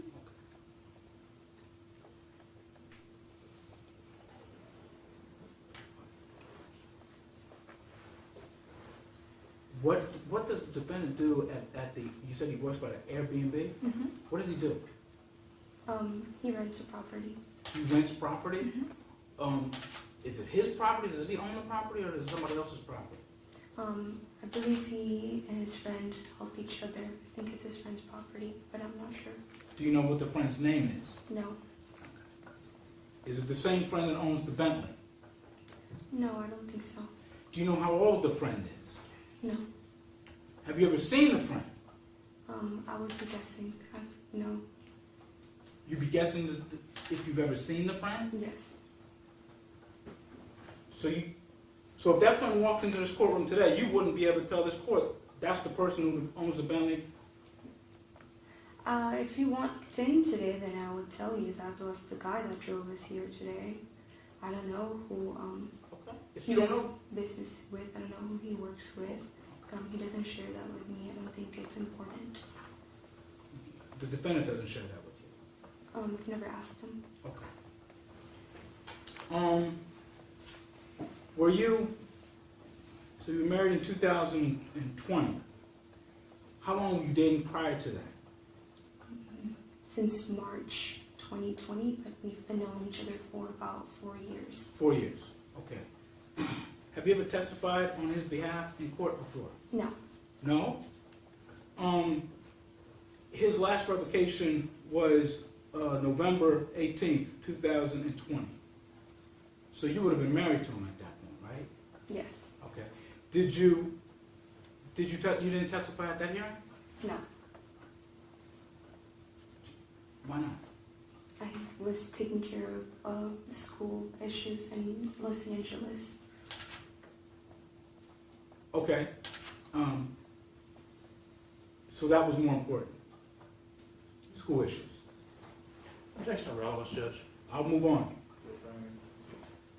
A month before you were married, July 21st, 2020, a month before you married the defendant, he was also revoked again. Did you testify at that hearing?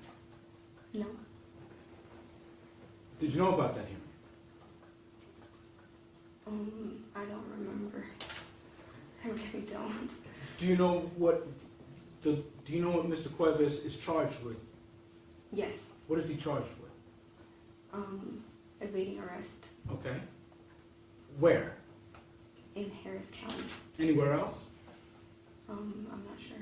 Would it surprise you that he has another charge of evading arrest out of Austin County, Texas? Would that surprise you? I don't know how to answer to that. Well, yes or no answer. Do you know about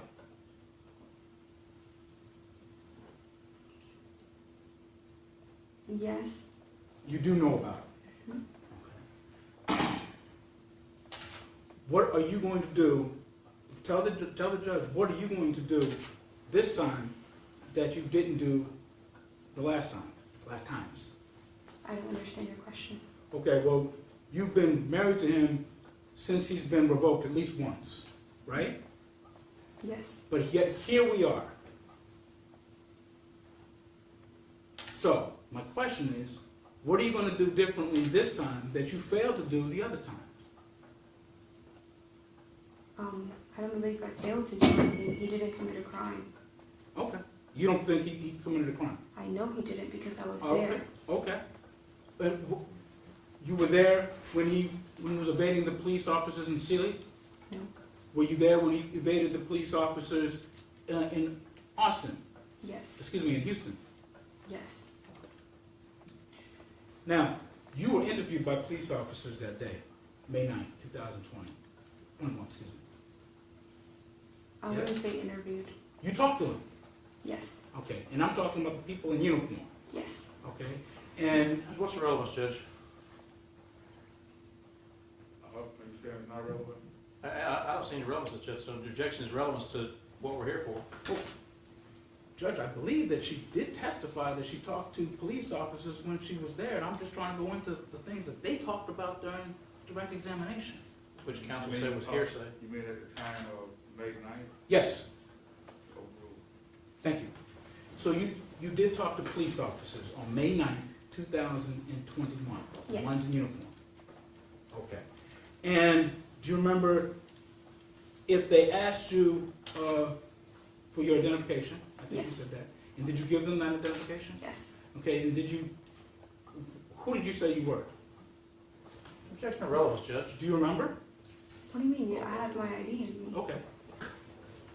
Did you tell the police officers what you knew about Mr. Cuevas? No. I Objection don't of recall. relevance, Judge. You didn't? I don't recall. I was so scared.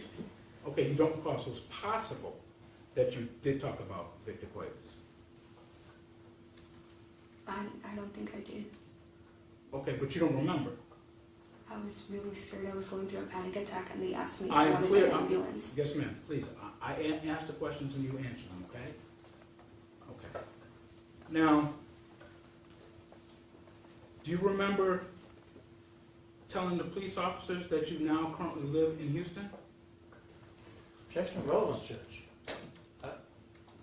What difference does it make where she lives? The same. Do you remember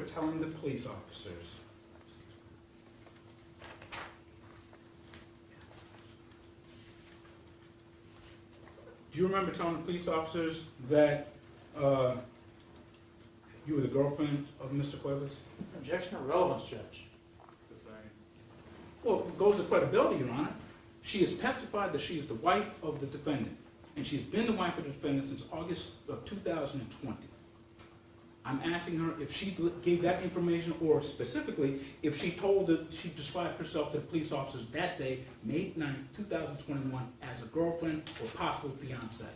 Objection of relevance and improper impeachment. Goes to her credibility. I'm giving her an opportunity to either to deny it or to affirm it. It's the first steps of impeachment. Okay, you're trying to test, Yes, sir. see whether or not she's credible. Yes, sir. In regard to the testimony. Yes, sir. And there's still no relevant issue based upon it, Judge. Her credibility as a witness. Overruled. Thank you.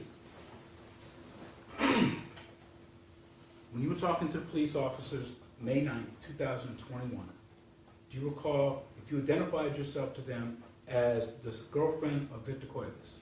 I said, I remember I said I The question that I asked, plead ma'am, the fifth. excuse me, it's a yes or no answer. Did you identify yourself as Victor Cuevas' girlfriend? Yes or no? I don't recall. Did you identify yourself as a possible fiancé of the defendant, Victor Cuevas? I don't recall. Okay.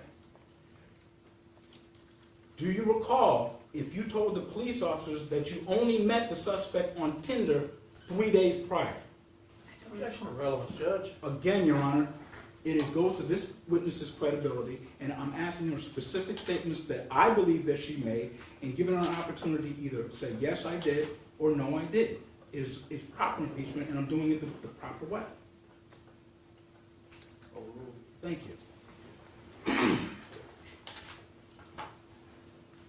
Do you remember if you made a statement to the police officers that you do not know anything about the suspect, the defendant, Victor Cuevas? I don't remember. Okay. Do you remember telling the police officers that you only come down to Houston just to meet your Tinder crush? I don't remember. You don't remember? Did you meet Victor Cuevas on Tinder? No. Did you ever have any involvement with Victor Cuevas, the defendant, on Tinder? No. No? Okay.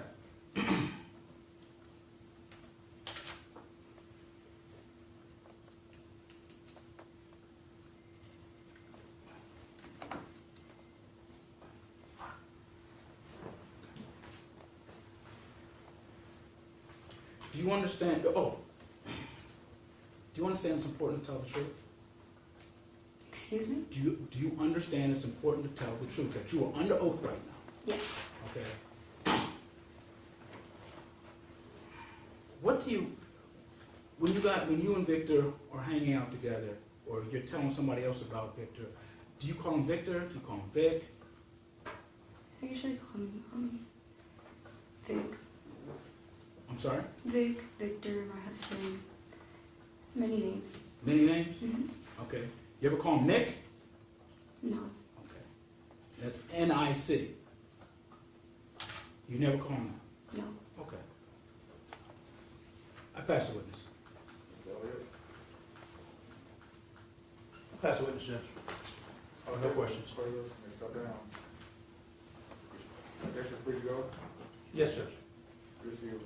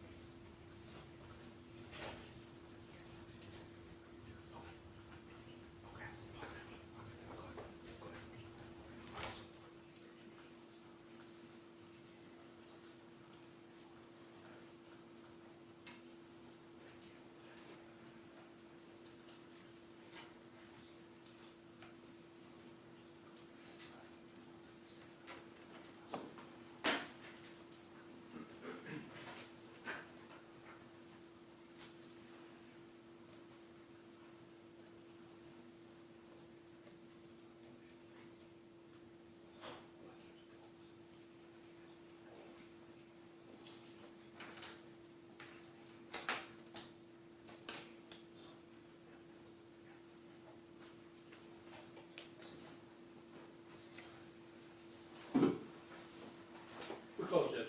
Well, say, for witnesses, Judge, at this point, we would just like the court to take judicial notice of the court's file in this case, and we'd like to also for you to take judicial notice of the Texas Health and Safety Code, Section 822.101, the definitions, please. that's health and safety code. Yes, Health and Safety Code. The Health and Safety Code, Sections 822.0101, specifically, Your Honor, the definitions. Okay. I will. Okay, kind of look at that. Judge, I have an objection to taking judicial notice of the file. This is a hearing in which the rules of evidence apply. Yes, that's true. Okay, so it's not proper for you to take judicial notice of the file, which will include pleadings and everything else. It's not evidence. It's not legally before you. It's improper, and I object to you taking judicial notice of the file because it's not evidence. Again, It's not part of the file. I thought he was speaking of the state's motion to revoke bond. well, and that's fine too. That's just an allegation. and he's asking you to admit it into evidence by taking judicial notice of it, and it's not proper for you to do. I mean, I understand you know the pleadings that are before you, but it's not proper to take judicial notice of things that are not before you in evidence, which require the rules of evidence to be applied. So that's not proper to do, and I object to that. I don't have a problem with you taking judicial notice of the statute. Okay, that's fine. It is what it is, and it's not one way or the other. It is what it is. And I, other than the objection to the judicial notice of the file, which is again not proper for this type of hearing. I would look at this statute before trying to dig at the offense report and what have you. I haven't like intention of doing that. I'm just going to go over the evidence that's presented in court and read it in court today. I'm just saying as a legal objection, it's not proper for him to offer. So I object to it being offered into evidence, which is what he's done. It's not admissible, and it's not proper, so I object to that. I do not have a problem taking judicial notice of the contents of the statute that he has referred. Sustain your objection as to taking judicial notice of the entire file. All right. And I also ask you to take judicial notice of the evading arrest statute 3809, which of course has a component of lawful arrest and detain in it statutorily, as well as the requirements of Chapter 1401, 1403 of the Texas Code of Criminal Procedure, which are the exceptions to a warrant, which are non-existent in this particular case. Okay. Does anyone wish to give any closing argument? Yes, Judge, I do. States obviously got a right to open if they want to. Yes, Your Honor. Please. Yes, sir.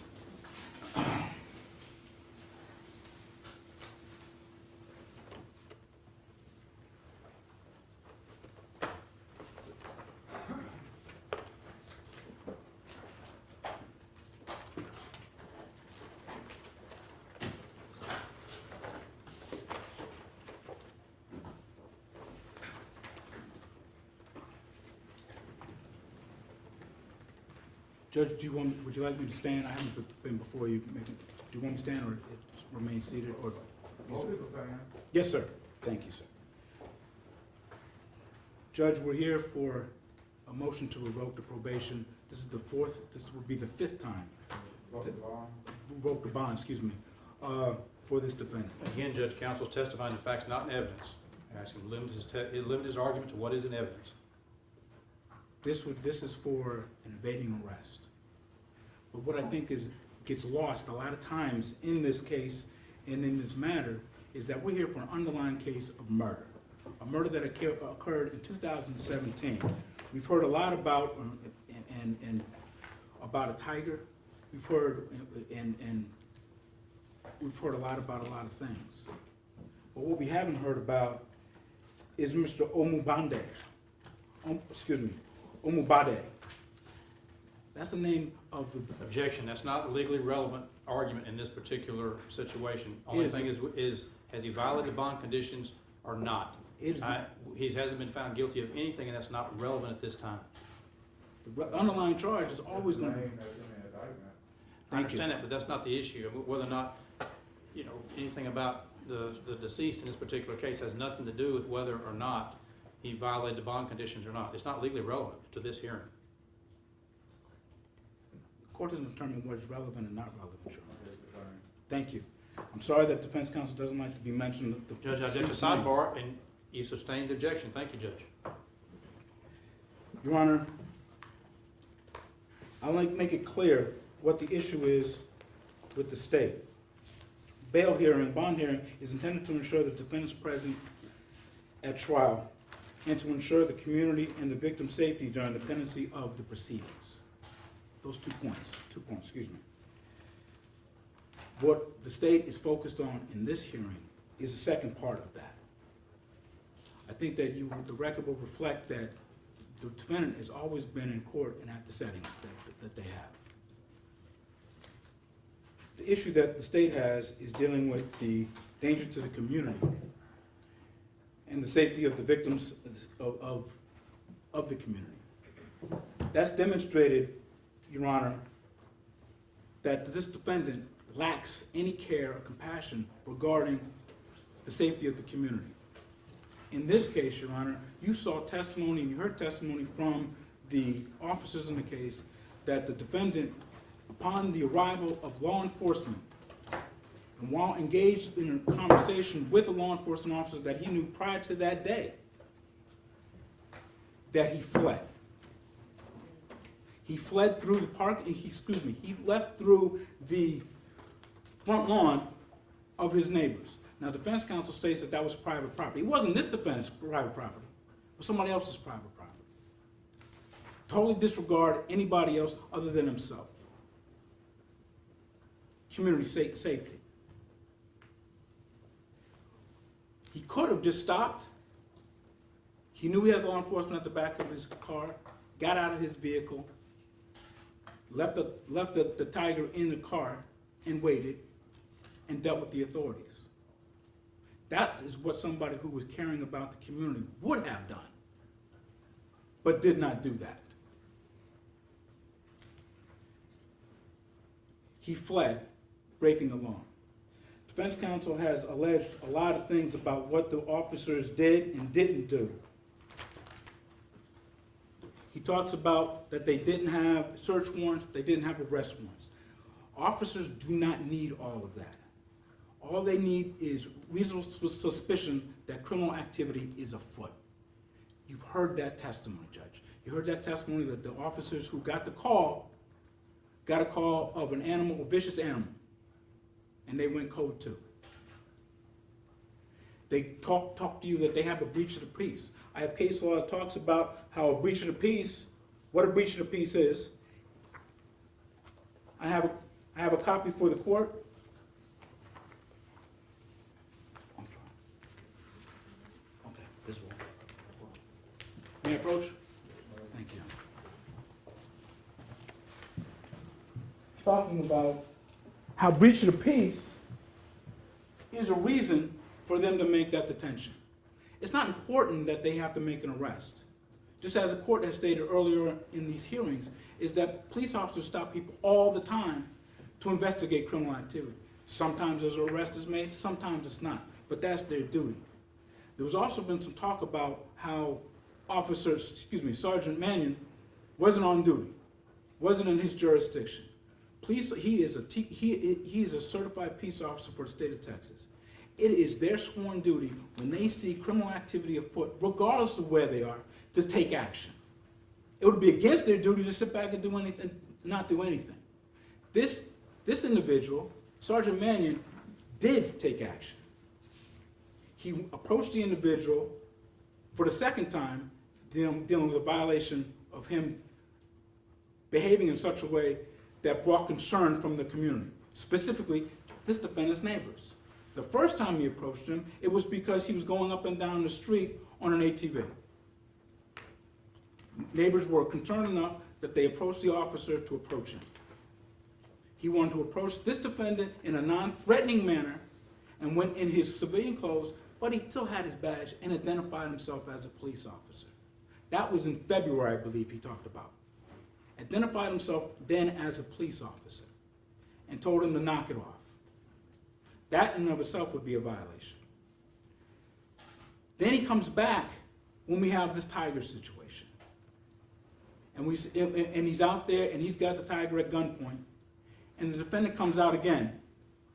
And he claims, now, I don't know what the court is going to believe, because from the defense witnesses saying that the tiger is not the defendant's, or the testimony from the officer who was out there that day, he says, "Don't shoot my cat." That's what this defendant says. And what does he do in relation to making that statement? He goes up, he grabs the cat by the collar, and he puts a kiss on the tiger's head. Now I submit to the court that there's some prior knowledge with that cat. Now, public safety.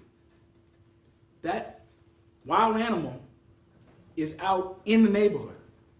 People have seen it. People have called the police. It is all over the news. They're concerned. The only person that is not concerned is a defendant, because he doesn't care about public safety. The second prong of what you can revoke his bond for. All the officers need to make a detention, Your Honor, is to know that reasonable suspicion that criminal activity is afoot. Are these the ones for the coach? Okay, and I've given you the case law on that. It is the duty of every peace officer to preserve the peace within the officer's jurisdiction. To effect this purpose, the officer shall use all lawful means. So it's the important part about that is when we're dealing with Sergeant Mannion, he sees what he sees. He sees the breach of the police. He sees so much of a breach of so much of a breach of the peace that it's gone out to the neighborhood. Hey, there's a tiger here. Hey. That he goes, gets his weapon, and goes out and investigates, doing what he's supposed to do. Whether he detains anybody, whether he arrests anybody, is not important, and it's not required. The only thing that is required is that he's investigating, doing his duty, going out there. And then when he confronts the defendant with the cat, the defendant takes the tiger into the house, but then comes back out trying to take the cat away, God knows where. Officer tries to stop that, tells him to stop, has identified himself as a law enforcement officer, and instead the defendant peels away from him at a high rate of speed in a residential area. Looking at the camera, you can see that he's going down the street and he blows through a stop sign, a residential area. The safety of the community. Total disregard. You don't have to take my word for it, Your Honor. You can see it on the video. The danger of the community with a tiger running free. What those neighbors, what those people must have felt.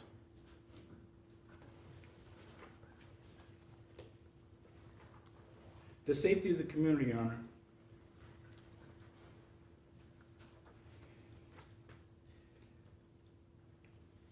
What would have been easier to do is stop, get out of the car, and let the police officers do their investigation. Defense counsel will have you believe that, hey, we didn't see the police officers there. We didn't know that they were coming. You saw the video. It's dusk. Those lights are lighting up. All of the lights on the police car are lighting up.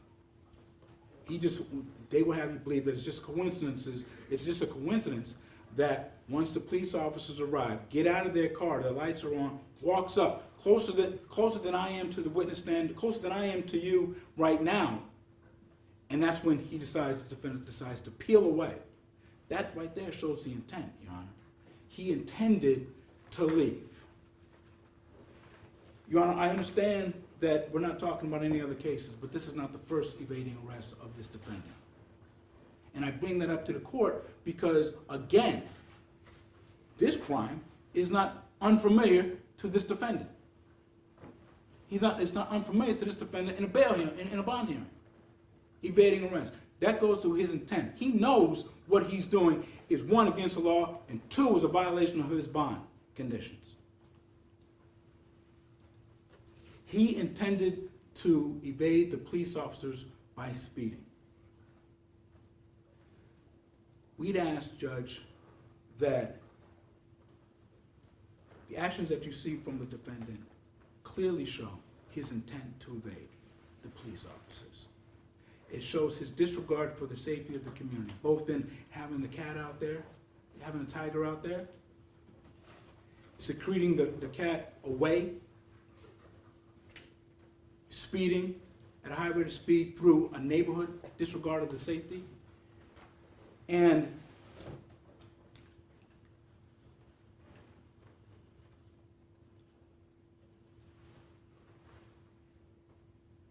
Your Honor,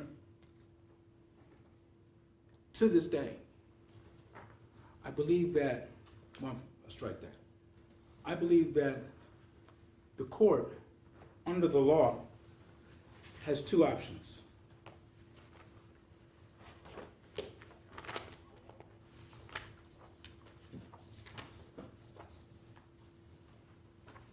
May I approach, Your Honor? I believe you have the option of granting a no bail on this defendant. In order to give no bail, Your Honor, under Neerschwasser, in order to be in compliance with the Texas State Constitution, 4 things have to take place, and I believe that they have. 1, the defendant must be indicted for a felony and be out of jail on bond. We have that. 2, a defendant must then be accused of committing, while on bond, a felony less than capital in this state. We have that. Charge is evading arrest with a vehicle, a third-degree felony, the punishment range of 2 years to 10 years, and a fine not to exceed $10,000. 3, defendant must have been arrested on the accusation of that evading arrest. We have that as well. 4, a district judge must hold a hearing within the state and the state must show substantial evidence of the defendant's guilt on the felony of evading. I believe that we've done that. And the district judge we must have this hearing within 7 days of the defendant's arrest. We have that. I believe that we have satisfied those requirements for the judge to return a decision of no bail for this defendant. Now, under that, some of the case law states that we have a 60-day window before we need to readdress the no bond issue. If the judge is inclined to go that direction, this is a 2017 murder case. It is time that we get on down the road with this case. If the court is inclined to grant no bond, then I would ask that they grant no bond, and within that 60 days, or at 60 days, let's set this case for trial. We have the safety of the community is at stake. This defendant disregards the community safety. There's no reason to believe that if he's let out this time again, after the 4 prior times, that he's going to do anything different than what he's done now. And we have the trial. And we move on down the road. Last time, you judge, this case was in a different court with a different judge. Last time we were before the Honorable Judge Shoemaker at the last hearing, and that was back in November 2020. At that, we were dealing with the underlying violation of evading again. At that hearing, I asked the bond that was at that point at $35,000 raised at it was raised to $125,000. I asked, the state of Texas asked that this person's bond, after being revoked at that point 3 times prior, raised to $500,000. Judge Shoemaker sought to raise the bond to $125,000. Now let me speak about the $125,000 briefly, Your Honor.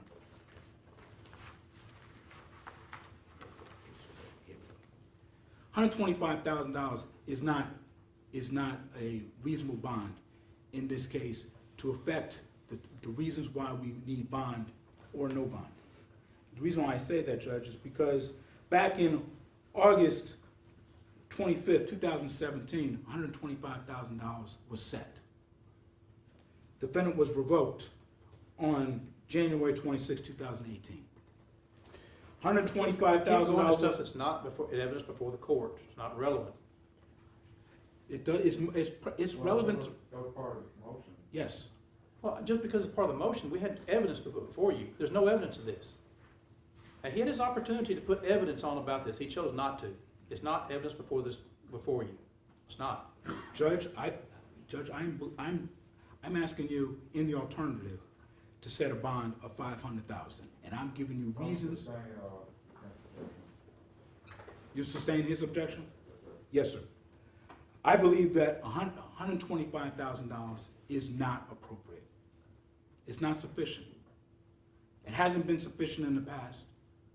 And there's no reason to believe, for this court to believe, that it's going to be sufficient now. $500,000 bond might not be appropriate either. It might not be sufficient. We can take everything that we know about this defendant and do the best that we can. We ask for a $500,000 bond be set in this case, if the judge is inclined. We asked him his bond to be revoked, $125,000 be revoked, and that the bond of $500,000 be admitted.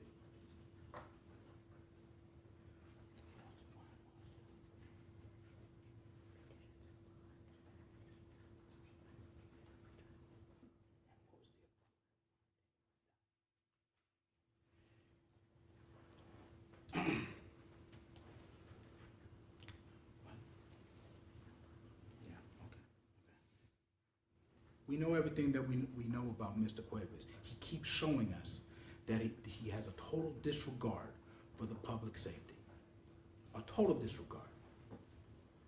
Your Honor, I will close with the last bit of evidence that we know about the total disregard. Where is the tiger now? There are members of the community who don't know where it is. We have children in our neighborhoods who they saw the tiger on television. We don't know where that is now. All we know is that this defendant took that tiger away and has it in his ability to let people know where it is. The young lady who Judge is testified. again arguing outside the record. There's no evidence before you about where's the tiger and everything else. I tried to put that before you. $500,000, Your Honor. I think that's or a no bond. And we get on down the road with the trial. Thank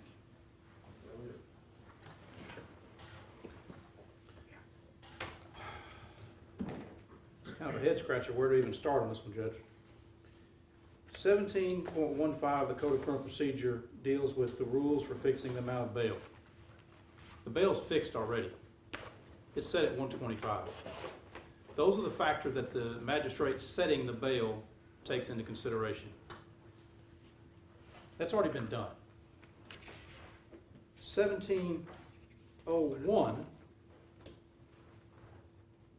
says the definition of bail is a security given by the accused that he will appear and answer before the proper court the accusation brought against him and includes a bail or personal bond. It's to ensure his appearances. He's been here for more than 3 years, getting close to 4 years, and has showed up each and every single time he's supposed to be here. He's been here. He's never absconded. He's never ran from anything, including this case.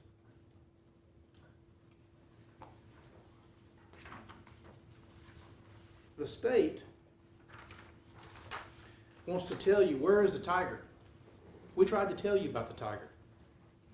We did think it's important, but I can tell you this, because you didn't let it into evidence, so I can't really go too much into it, but I can tell you this. If he's locked up, there's no way he can get and help get the tiger.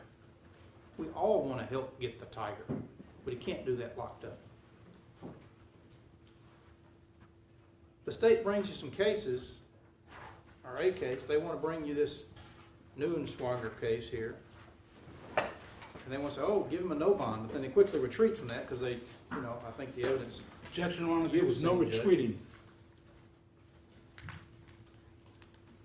The evidence is before you, Judge. There's nothing to suggest that's supported by evidence or law. And the case he cites is correct, and when there are occasions when they notice the defendant and they proceed in this manner, they can do it. And they're talking about the second requirement here is that there must be substantial evidence of the defendant's guilt for the felony. And I'll lead into that in a minute. These things don't happen in a vacuum, Judge. That means what we're here for is this Harris County case. That's what we're here for. Is there substantial evidence before you? Because the bail's already been set. And now we're figuring out, is it going to be revoked or not? But the amount's already been set. We're trying to figure out, is there substantial evidence in the Harris County case to show defendant's guilt? And so let's go back and kind of look at that for a minute, keeping in mind that 1701, it tells us, it's black and white. Bail is a security given by the accused that he will appear and answer before the proper court the accusation against him and includes a bail or personal bond. So let's look for a minute at what the evidence is. And I think before we can even start down that road, you know, I tried to talk about it, and of course, it's the state's burden, but the officers that come in here, no one wanted to talk about it, because there is no evidence of it. And, you know, Officer Wynn actually kind of got the closest to it, and when I kind of pushed him on it, what he ultimately said was, I didn't observe a violation of law. I didn't observe any traffic. It was on private property. No. And I went back there and thanked him for being honest. And I do thank him for coming in here, and when, you know, I got him in the box a little bit, he said, no, you're right. That's an honest officer. They're not all like that. And we've seen evidence of contrary today. But 1403 of the Code of Criminal Procedure says any peace officer may arrest without a warrant persons, as applicable potentially in this case, persons found in suspicious places under circumstances which reasonably show such persons have been guilty of some felony. We arguably know that that's not the case. There was no suspicion of any felonies that were going on out there. At best, it was a Class C, at best. Violation of Title IX, family violence, we know it's not that. 42 chapter, we know it's not that. Breach of the peace, or offense under 4902, we know it's none of those. And we have some testimony about, well, maybe this is a breach of the peace. Well, the breach of the peace is a tiger. That's what we're talking about, is a tiger. And there's no cases that say a tiger is a breach of the peace. And there's no cases, I'm not sure there's a case anywhere in our jurisprudence ever that's talking about a tiger being a crime. And it's an ordinance violation. But they still have to have the authority in which they can arrest or try to detain somebody. And I know that the DA's office want to come up here and say, oh my goodness, yes, of course, they can just stop people just because they have a suspicion about it, but they can't, because it still has to be as a suspicious place. And they brought you a couple cases that are traffic stops. I challenge them to bring you a case that says someone's residence is a suspicious place. Maybe it's out there. I've looked for it in the past, and I have never, ever found a case, ever, that says someone's home is a suspicious place, ever. And so these are the legal hurdles they have to get over, because 3804 says a person commits an offense if he intentionally flees from a person he knows is a peace officer or federal special investigator attempting to lawfully to arrest or detain him. The officers, there's no offense within their presence or view, and they have no exception that fits the penal code. Officer Wynn says he never saw anything about a tiger. I mean, he heard there was one out there somewhere, but he had nothing to believe that the defendant had it. And that's all part of what they have to do. And this is not the scenario that we're used to, in which, and I talked to Officer Wynn about it. The cop pulls in behind somebody, turns their lights on, right behind them. It's easy to discern in that kind of scenario that the police are pulling you over. But that's not what we have here. We have a chaotic scene, all kind of things going on, and we have a cop pulls up from the video, you can look at it yourself, but stops somewhere back with the lights going. And the testimony from Officer Wynn was nobody, not one person in his presence or view told the defendant, you can't leave. So he leaves. This is the same thing as if you drive past on the road, so a cop sitting there on the side of the road with his lights on. How do you know it's meant for you and not the situation? This was the situation. There's no way to discern whether this was the situation. I mean, no one told him, Victor, you can't leave. You can't leave. And even if it was illegal, that's a separate question, the legality. But I'm talking about now the knowledge that the cop was telling him, you can't leave. And 3804 requires it. He must know. A person he knows a peace officer. First off, this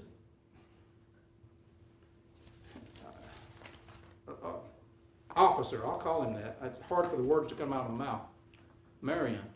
And the reason why the words are hard to come out of my mouth,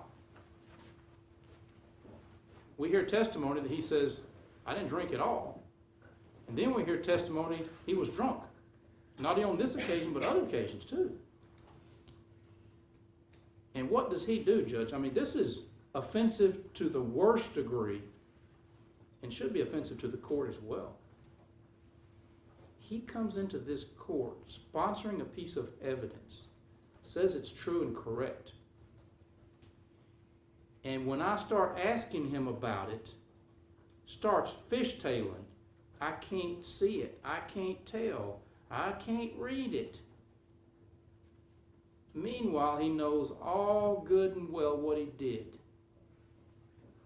He tampered with evidence, Judge. He admitted it. He cut precious time out of that tape. And he presented it as true on such a minute detail that even he tried to deny in court he couldn't see it. Not only is he dirty, he brought bad evidence before you and kept his mouth shut. It's not okay. It's not okay at all. Because the scenario presented by this officer, again, I have to choke a little to say it, is that there was only 12 or 14 seconds by the timestamp. And if you look at the timestamp, officer, from what he presented, would like you to believe that it is 12 seconds. Is the only time in between the defendant's car and HPD hot on his trail. And the chase was on, and they knew there was a cop. And then once we get to Officer Wynn says, actuality, I didn't tell him, nobody told him he couldn't leave. Actuality, on the first street, there was never a time when I was directly behind him with my lights on. On the second street, never a time when I was directly behind him with the lights on. On the third street, I didn't even travel down that. But yet, defendant's ESP is supposed to know that's meant for him. And then this officer, Marion, again, I'm having trouble saying it, presents a piece of evidence in a court of law under sworn testimony and says, Judge, it's just 12 seconds. Police are hot on his tail. He's evading. And only because we noticed a very fine, minute detail and had to push him hard to get it, do we learn, oh, there was another 12 seconds. And it's a very much different deal, Judge. If you're supposed that the police are 10 or 12 seconds behind you versus 25 seconds, that's eternity. This cop knew it. He admitted to tampering with it. He intentionally cut it out. I'm not speculating about it. He admitted it. He intentionally cut it out for some purpose of just, I was just going to show that the car turned left. Judge, he's supposed to be a sworn officer of this court too. And he lied to all of us, including the system and you. And lie is a hard word, Judge. He tampered with evidence, put it before you, kept his mouth shut, didn't tell the DA, didn't tell you, didn't tell me, presented it as the cops were hot on his tail. It's not okay, and it's wrong, and it's criminal. And it happened in your courtroom in front of you.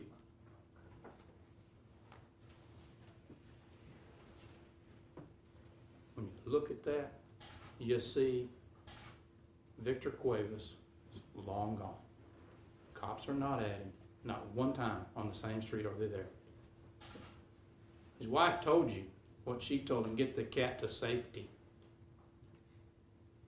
Why? Because this same drunk cop perjured evidence in front of you was going to shoot and kill a cat. This is all relevant. This is what they're asking you to believe is substantial evidence of defendant's guilt.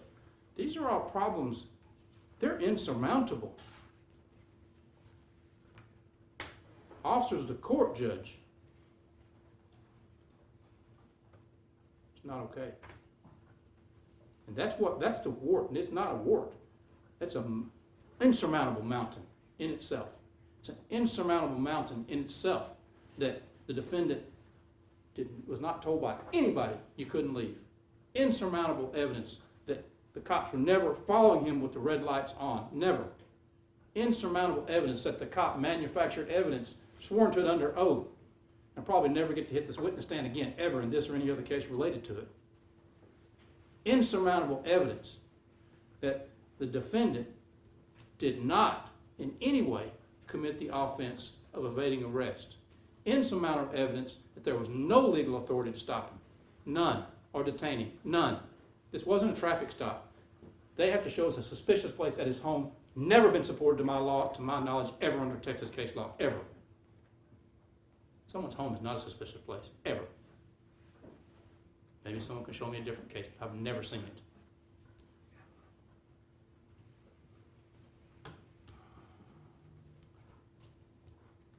I know this case, Judge, is maybe the first case since you've been on the bench where you get to earn your money. And the pressure on you must be insurmountable. No, I'm gonna object. It's an improper argument. The whole world is watching, Judge. Objection, Your Honor. You gotta make a decision, Judge. And the decision can be one driven by emotion, or it can be one driven by thoughts of what the public may be thought to think, or it can be driven by the law. And this particular case, Judge, what the state is asking you to do, set a bond at $500,000, which is tantamount basically to a no bond. Because I'm not sure there's a bondsman in Fort Bend County that even has the financial resources to even post that bond. So it's tantamount to a no bond. For a defendant that, yeah, maybe the evidence has shown he's a knucklehead, but he's not guilty of this alleged felony, which is really what you have to find in order to be able to lock him up for this. Fair game to put some more restrictions on it. Fair game to say you're going to be under a tighter curfew. Fair game to say I'm turning you over to your daddy's custody and I'm going to expect you to follow whatever curfew you want. That's all fair game. But they cannot, in this court or any other court, ever legally, I'm going to say as a matter of law under these facts, show this defendant is guilty of that evading arrest. Because on too many facets, it's plain on its face. They cannot. This fails on every facet. And not to mention now this extra twist of an officer that's now come in and confessed to you of tampering with evidence. It's serious, Judge, and it's in the middle of this. And it can't be extricated. And it's affront to justice. And yes, it's easy conceptually to say, oh, but look, Victor Cuevas, he's charged with murder, so therefore let's treat him differently. Let's just lock him up. But it's the same rules, Judge. It's the same rules that my kids, your kids, our friends and neighbors all enjoy in this country. That's what's great about this country. We still do have the presumption of innocence.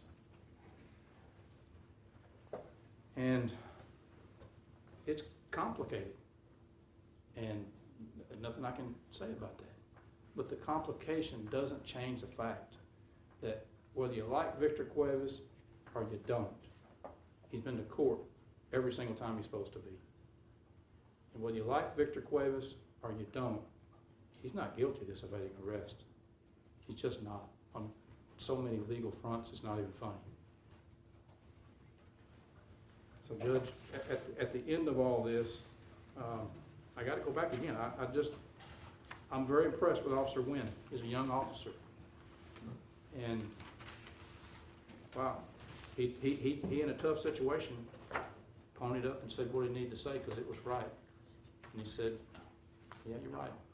I didn't observe it. That took guts to do, but he did it.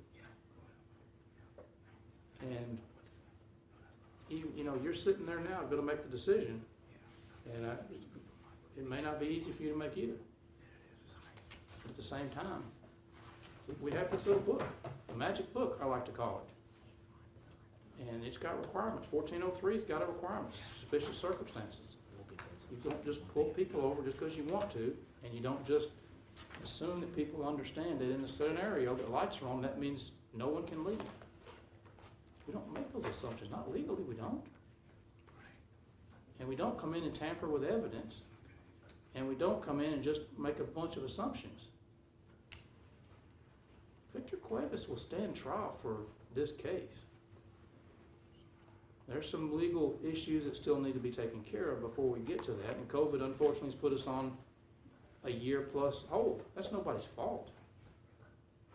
But it's just where we're at. So Judge, at the end of all this, I'm asking you to leave his bond set where it is. Don't revoke it, because the state hasn't proven to you he's guilty of this or any other underlying felony that they've alleged, which is the Harris County case. He's never been convicted of anything. Modify it if you want to. That's reasonable. You've heard testimony of Dad as a good man. And it seems like there's a reasonable deduction from the testimony you've heard. He's a man of his word. If he says, I'm going to take custody of him and I'm going to watch him 24/7, that's what he means. He's willing to do it. Put it on him. Let him do it. There's nothing saying that if he steps off does anything. You can just say, you're now in my watch and you didn't do something I told you to do. That's not where we're at. And they still have got to show this Harris County case. They just can't do it. They cannot do it. So I ask you, Judge, deny the motion, however, modify it as you see fit, the terms and conditions of his bond, put him in his daddy's custody, and let's go from there. I mean, we don't have debtor's prison, and that's what the state's asking you to do. They're asking you to lock him up just because he didn't have the money to make a big bond and get out. And it's no different than anybody else sitting here, less fortunate than probably a lot of us in this room that can't make the bail. 1701 tells us the purpose is to make sure they come to court. So modify the conditions. And that'll take care of this problem. Put him in the custody of his daddy, and that'll take care of this problem, Judge. I've got some, you have before you issues of psychological things that we still need to discuss, things that still need to be done, and then we'll get this case tried. COVID will ease up, it's easy. Objection, Your Honor. Improper argument. Prosecutor talked about getting this set for trial immediately. We're not quite there. COVID's not over yet. It's easing up. We're going to get where we need to be. We'll get this case tried. Objection, Your Honor. Improper argument. His response, Judge. We'll get this case tried. So I ask you to deny the state's motion, however, modify it as you see fit. Thank you, Judge. Judge, I'm sorry. Can I have a rebuttal? Sure, yeah. I apologize, Your Honor. Just a few things I want to hit on.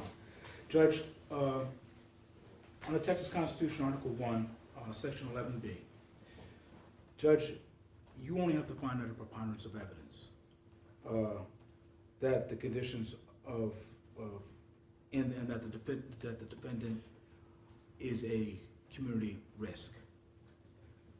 Defense counsel doesn't want to talk about that second issue that we deal with bond revocations. You only want to talk about the defendant being here.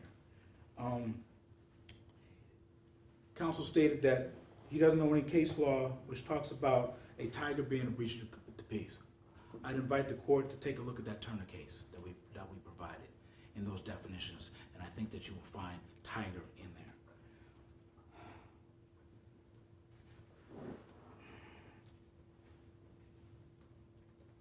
We also you have to look at the manner in which the defendant ran from the police officers that day. You can look at that for yourself, Judge, and determine the intent of the individual, of the defendant, in his actions. And leaving when the police officers are there, with the marked police officers get there, peeling out over the yard of somebody else, not his. Judge, the officers do not need to have a specific part of the penal code for what they think is going on to investigate. They only need to have reasonable suspicion that criminal activity is afoot. They don't need to say, oh, this is exactly in the book what it is. That's not the standard. And that's what defense counsel will have you believe. This case is not only about the evading. It is also about his violations of his curfew, which you heard from Mr. Patterson. You also heard about the violations that he saw with the GPS. Those are also reasons why we're here. It's not that it's not that the officers had to arrest him or effectuate an arrest, but detain him. Sergeant Mannion. Defense counsel wants to smear his name.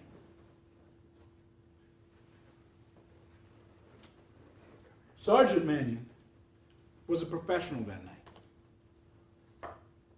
He demonstrated control. He came out there and made sure that as a result of this defendant's irresponsibility with allowing that tiger to get out and roam in the neighborhood, Sergeant Mannion... Again, Judge, he's testifying to facts, not evidence. I wanted to go into that. You didn't let me do it. Sergeant Mannion controlled the situation. Sergeant Mannion did what he was supposed to do. Sergeant Mannion did not tamper with any evidence. Sergeant Mannion was asked if he had video of the incident, and he gave that. And he shortened it so as not to waste time. If Sergeant Mannion was so nefarious in his intent to tamper with evidence, all he would have to do is doctor that tape to make it look like that vehicle the police were right behind. Who would know? Who would argue? But that's not what he did. In fact, the video that Sergeant Mannion provided to this court shows exactly what happened. By the time the defendant's car turned the corner, here come the police. They weren't able to catch up to him. He successfully evaded them. Sergeant Mannion did not tamper with evidence. No matter how many times, he had no intent to hide anything from anybody.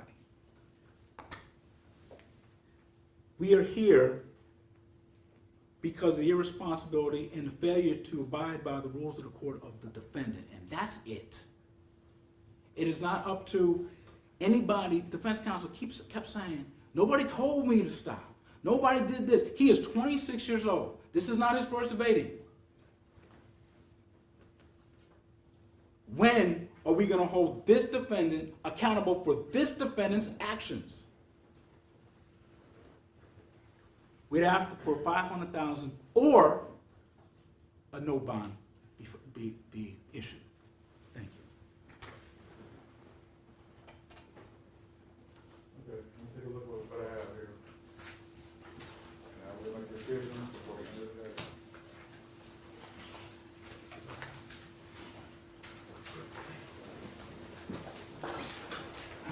All rise.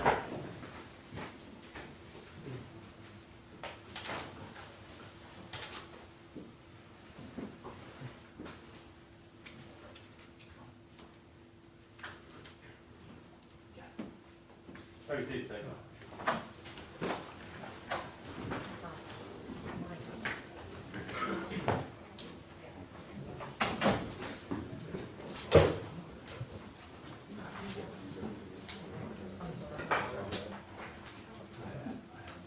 this goes past 5 o'clock.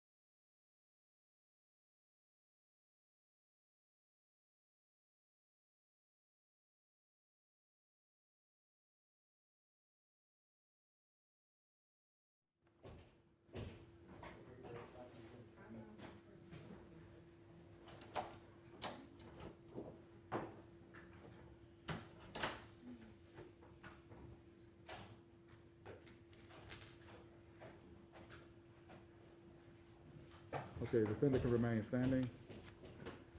Mr. Cuevas, after listening to the arguments of counsel and the evidence and reviewing the law that applies to this case, I'm granting state's motion to revoke your bond. I'm setting your new bond at $300,000 with the same conditions that were in place before. So this time I'm remanding you to the custody of the Fort Bend County Sheriff's Department until you're able to make bond. Now we need to get a trial date. We need to get an order. I not see an order in the computer. And we need to get a trial date. This case has been pending since 2017. That's over 4 years. We have a date available for December, I think it's December 8th. If the state and defense will get with Ms. Shipley and sign up for that date and get a 2-week out pretrial conference date in case any issues come up. So this hearing is adjourned. Judge, before we close, you notice that the condition of bond paperwork that you have, the way it's worded is iffy, and we have suggested new forms with better terminology. Approved by the probation department, and we'd ask that you take a look at that and consider using the new forms. Okay, do you intend to file it? You want me to look at it now? I'm sorry? You want me to look at it now? Yes, sir. Good, please. And I'll get a copy for the defense counsel. Judge, you mind if I take a look at it? I mean, it's not gonna make any difference today. Can I take a look at it more than just, in 3 minutes here, and I'll file something or let you know, get with counsel, let you know whether I got any issues with it or not. Compare it to the conditions that's already there and line up the conditions that he has with the conditions that are here and see. It may be fine, I don't know, but I'd like to look at it. Well, I'm just looking at it now.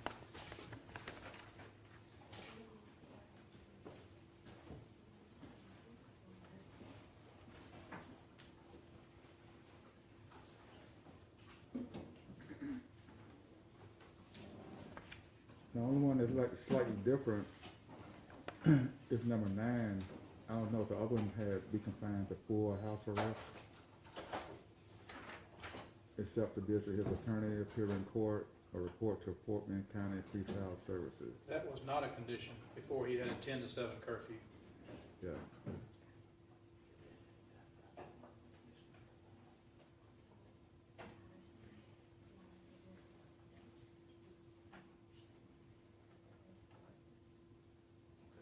And I don't know what this, I can't remember, Judge, if there was any accommodations for the cost of the monitoring before or not. I can't remember. I need to go look at it.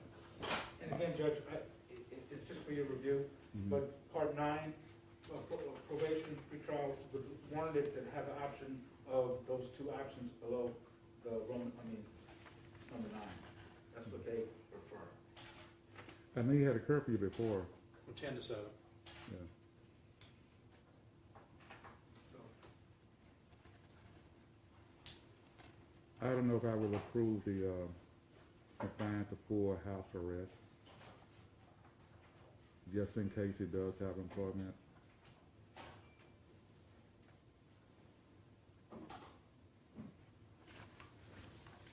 Well, all the others, in the passport, should not commit any new law violations. I didn't think I saw that one. That's a good one there.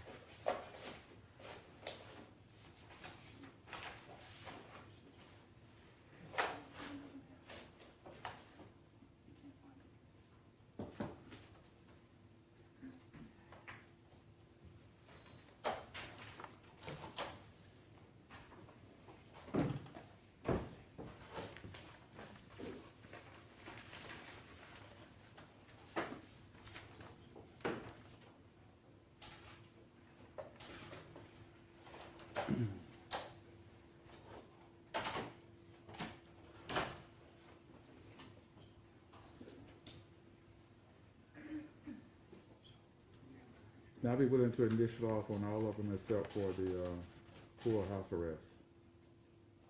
yes, sir. And we'll keep the same curfew we had before.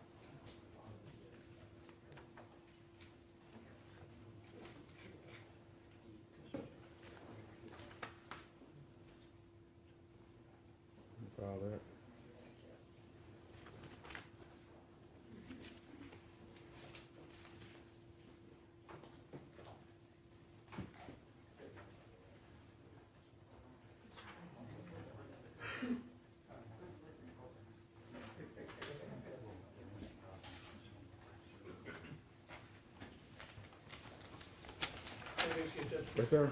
Thank you. Thank you, Your Honor. All right, I'll see you. No.